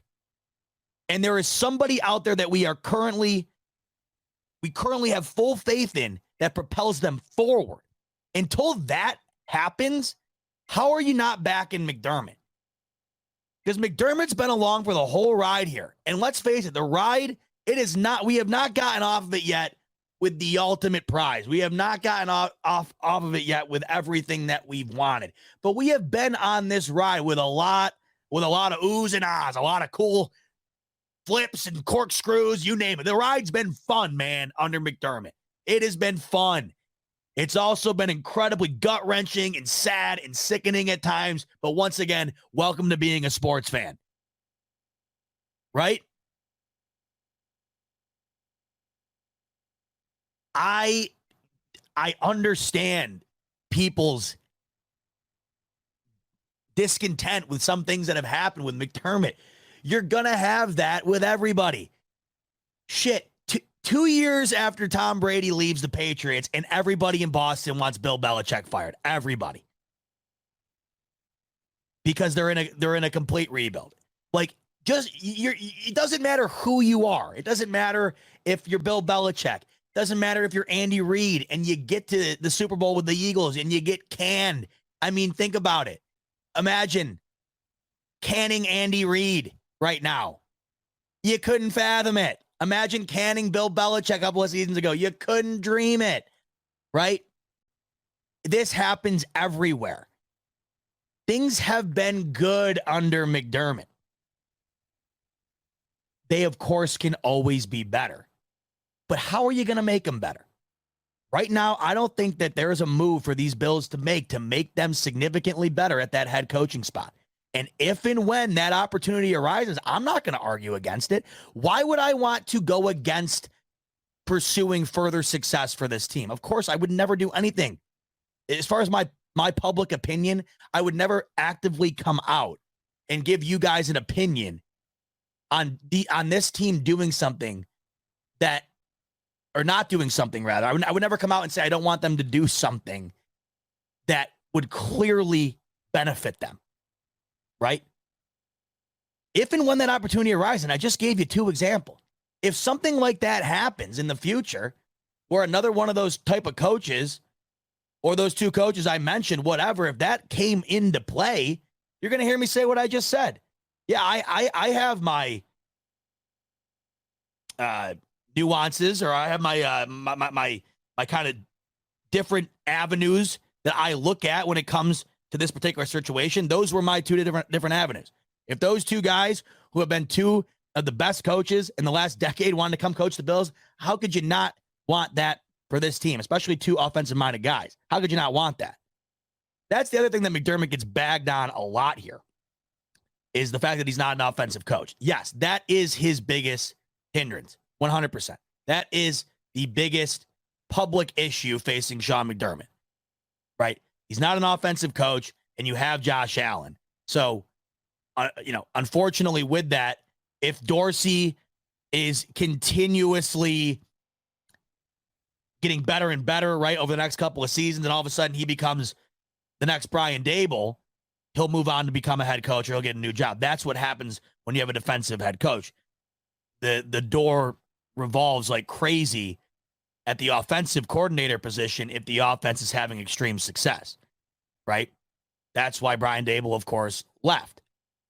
And that's why Andy Reid, for example, in Kansas City, it wouldn't matter. And I think that's, unfortunately, I think it's complete bullshit, but that's unfortunately why Eric Bieniemy hasn't gotten a head coaching job, because they don't give Eric Bieniemy any of the credit. They give it to Andy Reid and Patrick Mahomes.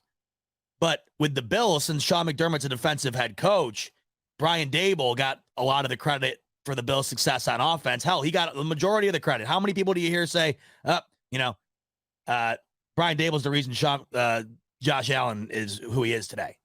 I mean, I've heard that a countless amount of times. And it's also, it's a two-way street as well. Ken Dorsey took a lot of the blame last year for anything that went wrong for this offense. But if things all of a sudden got dramatically better and things started getting really, really, really top-notch level good on offense, you can expect Ken Dorsey to get the hell out of town and get a head coaching job. It's the way it happens.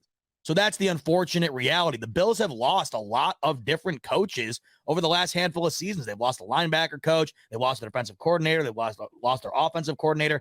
I can't remember how many coaches they've lost. They have lost a handful of coaches over the last couple of seasons. But that's what happens when you're good.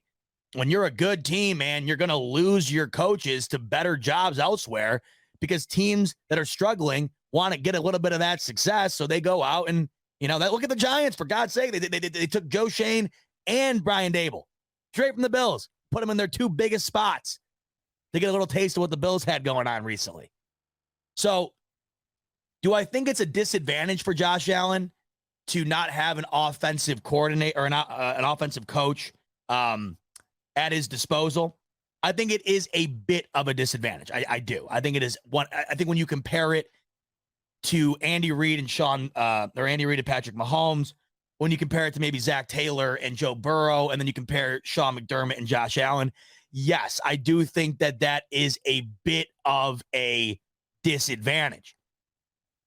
But I also don't think it is that significant of a disadvantage to where you just start going and trying to find the next great offensive mind to coach this team, because they're not growing on trees. Like I said, I just gave you an example of two proven guys that I would 100% sign up for because they're proven.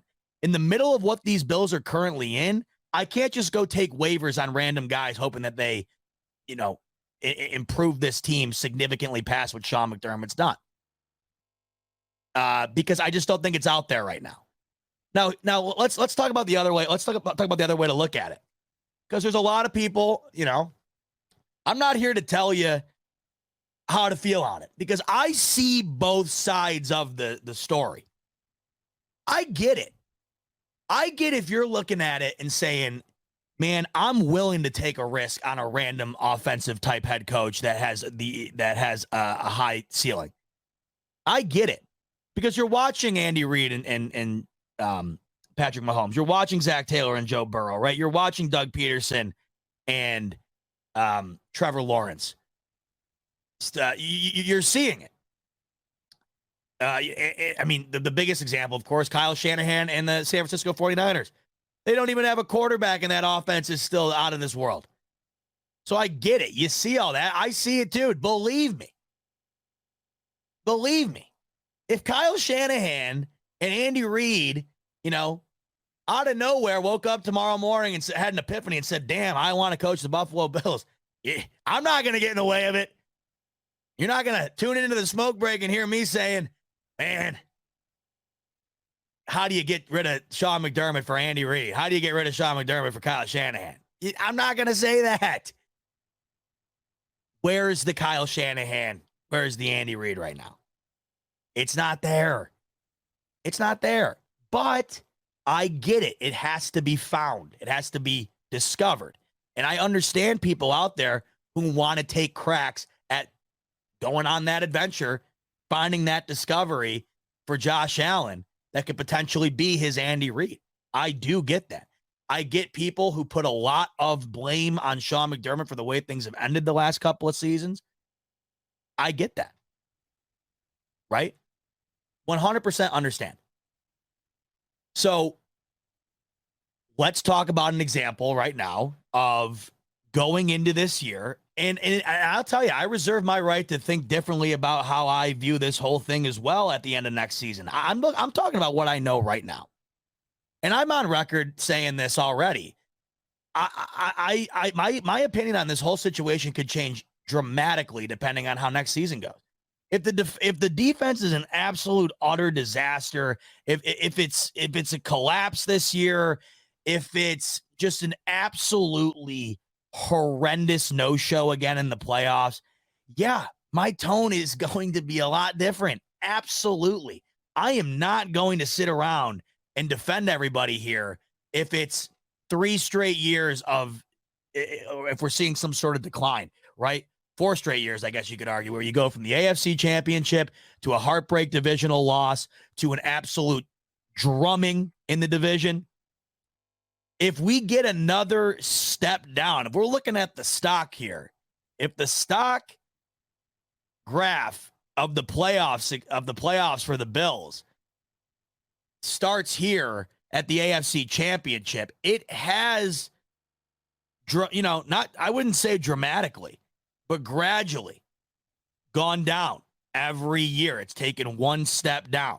You go from the AFC Championship, and even though they really weren't competitive very, very long in that game, you still got to the AFC Championship. It's the farthest this team has gotten. You go down a notch, divisional game, but damn, I mean, you're 13 seconds away from getting it done. And in my opinion, and I'll always hold this, I think you're 13 seconds away from winning the Super Bowl. But you lose it. You go down a notch. And you follow that up.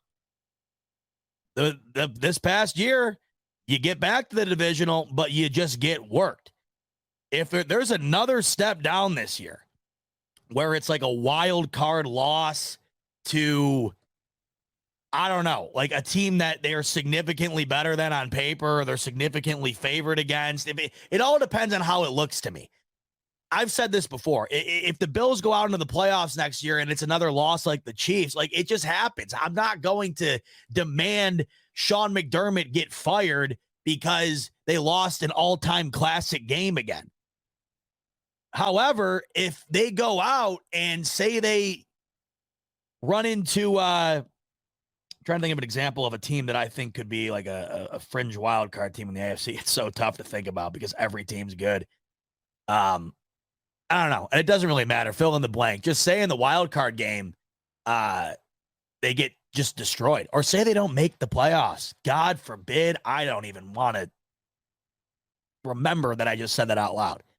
But if any of these things happen, yeah, there's going to be a dramatic change in the way I think. And this is what you have to consider when you're thinking about these, contract extensions. The reason I do like it right now is because I think it is a positive PR move. I think optically it looks really good for the current state of these Bills. I think it gives a lot more confidence instilling into Sean McDermott. You give him the vote of confidence, saying, we understand what's on your plate right now. We understand what you guys have gone through the last couple of years. Just know we got you here. And, you are in our good graces, to say the least, going into this season. I think that looks good. And then, of course, with the Stefon Diggs BS that's happening right now, in the way that things ended last season and stuff, I think right now the Bills needed a positive, upward trending move. I think that this was it. However, this is just what it is what it is. And like currently, that's all it's good for. These extensions, they're depending on what the contract looks like, they're essentially good for what I was just talking about, like really instilling confidence into the team and into the coach, and putting out good optics and showing you there's nothing to see here. Things are good in Buffalo. We got a great regime here. So, of course, we're going to extend them. That's what these things are good for. But as far as like them locking in McDermott for being the head coach of this team till 2027, as far as this contract extension locking in Brandon Beane being the GM through 2027, if something insane out of left field, who the hell knows, don't even want to consider it, happens, whatever. That's not the case. And there's a couple of examples right here that have just recently happened that show you exactly that. The most recent is last year. People, it is hilarious to think that this happened, but it did happen, and it's the exact situation the Bills are currently doing right now with Sean McDermott and Brandon Beane. The Arizona Cardinals gave Cliff Kingsbury an extension going into the 2022 season. They also gave GM Steve Keim an extension. 10 months later, they canned them both. They did exactly what the Bills just did. They extended the GM. They extended the head coach.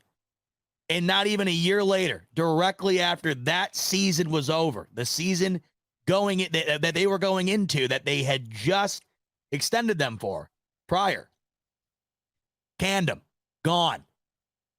But that, of course, is because the Arizona Cardinals went from a team that when they got Kyler Murray, you were looking at them, right? They get DeAndre Hopkins, they got Kyler Murray. You're looking at them and you're thinking, man, they could really be a contender in the NFC here. And they were. So it seemed.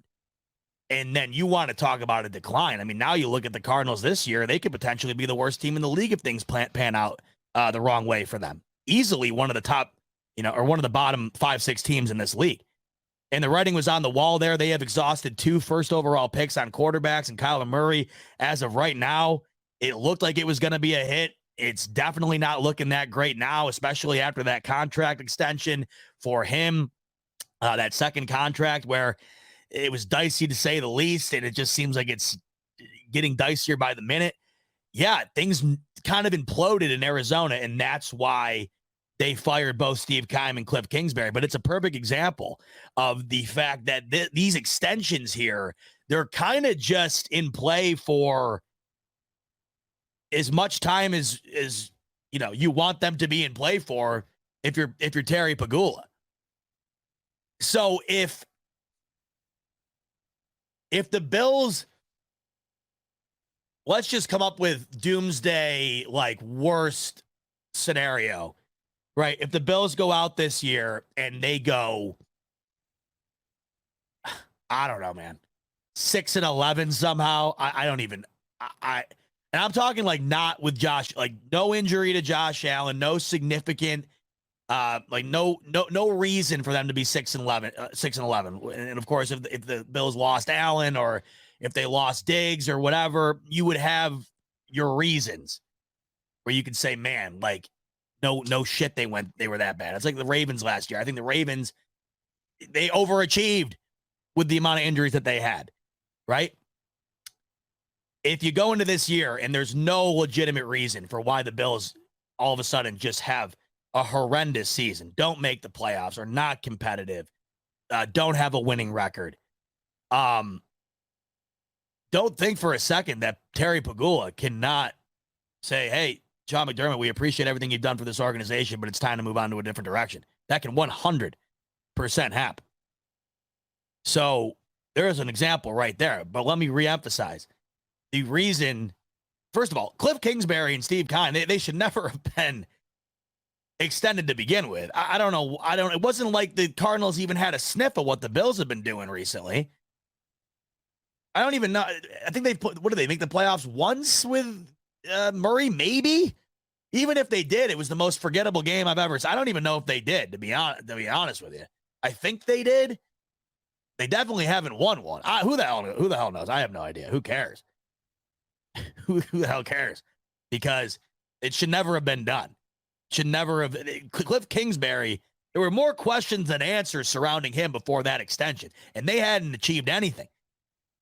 They had not proven Kyler Murray was one of the top quarterbacks in the league. They had not proven they had one of the best teams in the league. They had not made an AFC or an NFC championship. They had not gone on a playoff run. They had not threatened the top of the NFC. That was not happening. So why they extended those two guys, I do not know. They're also the Arizona Cardinals. They are currently an absolute train wreck, dumpster fire. So it adds up for them. But it's just an example to show you that these contract extensions, they set nothing in stone. So what I do like about it is I do think that it relieves the pressure, but it also, of course, gives you, it's kind of the best of both worlds. I get to instill more confidence into Sean McDermott by giving him my trust, my backing, telling him, hey, you've done an extraordinary job here, and because of that, we're going to reward you with the extension, not only to show you that we love what you've done for us so far, but we also have full confidence in you being able to continue to build on this success and get even better in the future. I love the aspect of that in doing so in a very critical year for Sean McDermott. I think that that's awesome. So you get the benefit of that. You get the benefit of the positive news, putting it out there into the ether to kind of show, hey, listen, people are trying to tear down the Bills culture right now. People are trying to attack what's going on in the Bills locker room and the front office. Nothing to see here. Things are good in Buffalo. You get to put that out there. But at the same time, on the other end of end of things, if everything goes to complete shit, you can get out of these contracts. You're not locked in. Unless there's something within the contract, I don't think they're out yet, or I haven't seen the full details yet. But unless there's something in there, and there usually isn't, that completely locks these guys in, and I highly doubt that is the case, because you just don't see that. If that winds up being the case, then things, of course, are different. But more than likely, you have the ability to be able to move on should the opportunity present itself. But you have to also think of this. You don't want the opportunity to present itself to you to get the tires moving on considering moving off of McDermott, because the only way that they're going to consider moving off of McDermott is if things get significantly bad, like significantly worse, right? Things would have to really, just nosedive. So anybody out there who is upset about the extension and wants to move on, well, then you're essentially rooting for the failure of this team, because it's not happening unless the Bills turn into the Arizona Cardinals. Do you want that? The only other example of that, I think was a bit similar was Frank Reich. He had 4 years left on his contract with the Colts, and the Colts canned him. I thought that was a horrendous move by Jim Irsay, who I have felt has been just, once again, there seems to be a kind of a correlation here between the Cardinals. I think Jim Irsay has lost touch with a lot of things recently, because what did we see? What did we see follow up the firing of Frank Reich? The hiring of Jeff Saturday, who was an ESPN anchor the day before the Colts brought him in to lead the team. What? Firing Frank Reich was a horrendous move. I think Frank Reich is a terrific coach, and I wish him nothing but the utmost success in Carolina, because I think that Frank Reich, he has had a tremendous track record as a coordinator, and then when he got to Indianapolis, they were cooking. The Colts were great. Don't you remember how badly the Colts beat the shit out of the Bills at home a couple of years back? I was at that game, and I fell asleep in the stands. I got woken up by, I don't even know what the hell happened. That's how bad that game was. That game was one of the worst games I've ever been to. And they were getting better and better, it seemed, with Jonathan Taylor and, of course, when Andrew Luck was there. But then that's what, the Andrew Luck thing, it was well before Jonathan Taylor, but that, of course, was the ascendance of the Colts once again into being great. And then you get to the point where Andrew Luck kind of leaves you at the altar, and you're like, holy shit, that no one saw that coming. But then they got Phillip Rivers, and the Bills needed everything in their power to beat them in the playoffs. Don't you remember that? I mean, it came down to Josh Allen willing this team to victory at the end and things kind of collapsing for the Colts on the final drive for the Bills to get out of that one alive a handful of years ago. So, I thought Frank Reich had done a great job in Indy, and just because things had hit a skid and Carson Wentz was terrible and Jonathan Taylor was hurt, I didn't understand the firing. I think Jim Irsay completely blamed Frank Reich for the acquirance of Carson Wentz. Okay. I don't know. I thought it was a terrible move, and I thought it was a great pickup for Carolina. So you have two examples there of kind of a similar situation to Sean McDermott going into this season. And I think both instances are kind of outliers because the Cardinals are now one of the worst teams in the league, and Cliff Kingsbury clearly proved that he was not capable of being able to keep this team,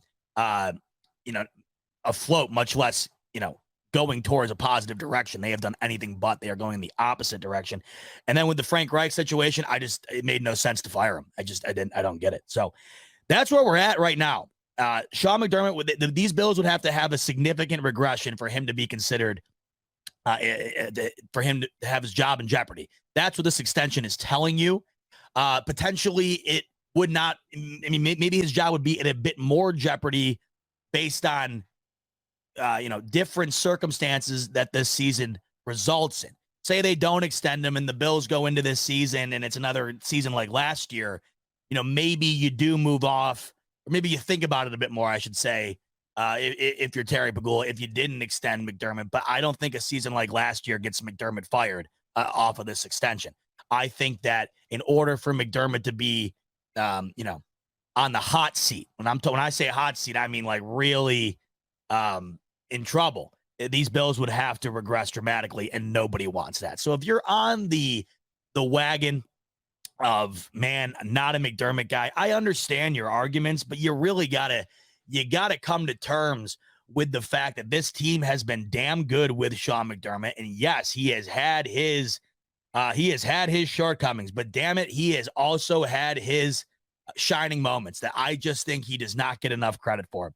So you have to ask yourself once again, when you look at this situation, based on what the Bills have achieved under McDermott and based on what's currently out there in the market, were you in a better position moving off of McDermott? The answer is no. And when you look at the team moving forward, you also have to understand that,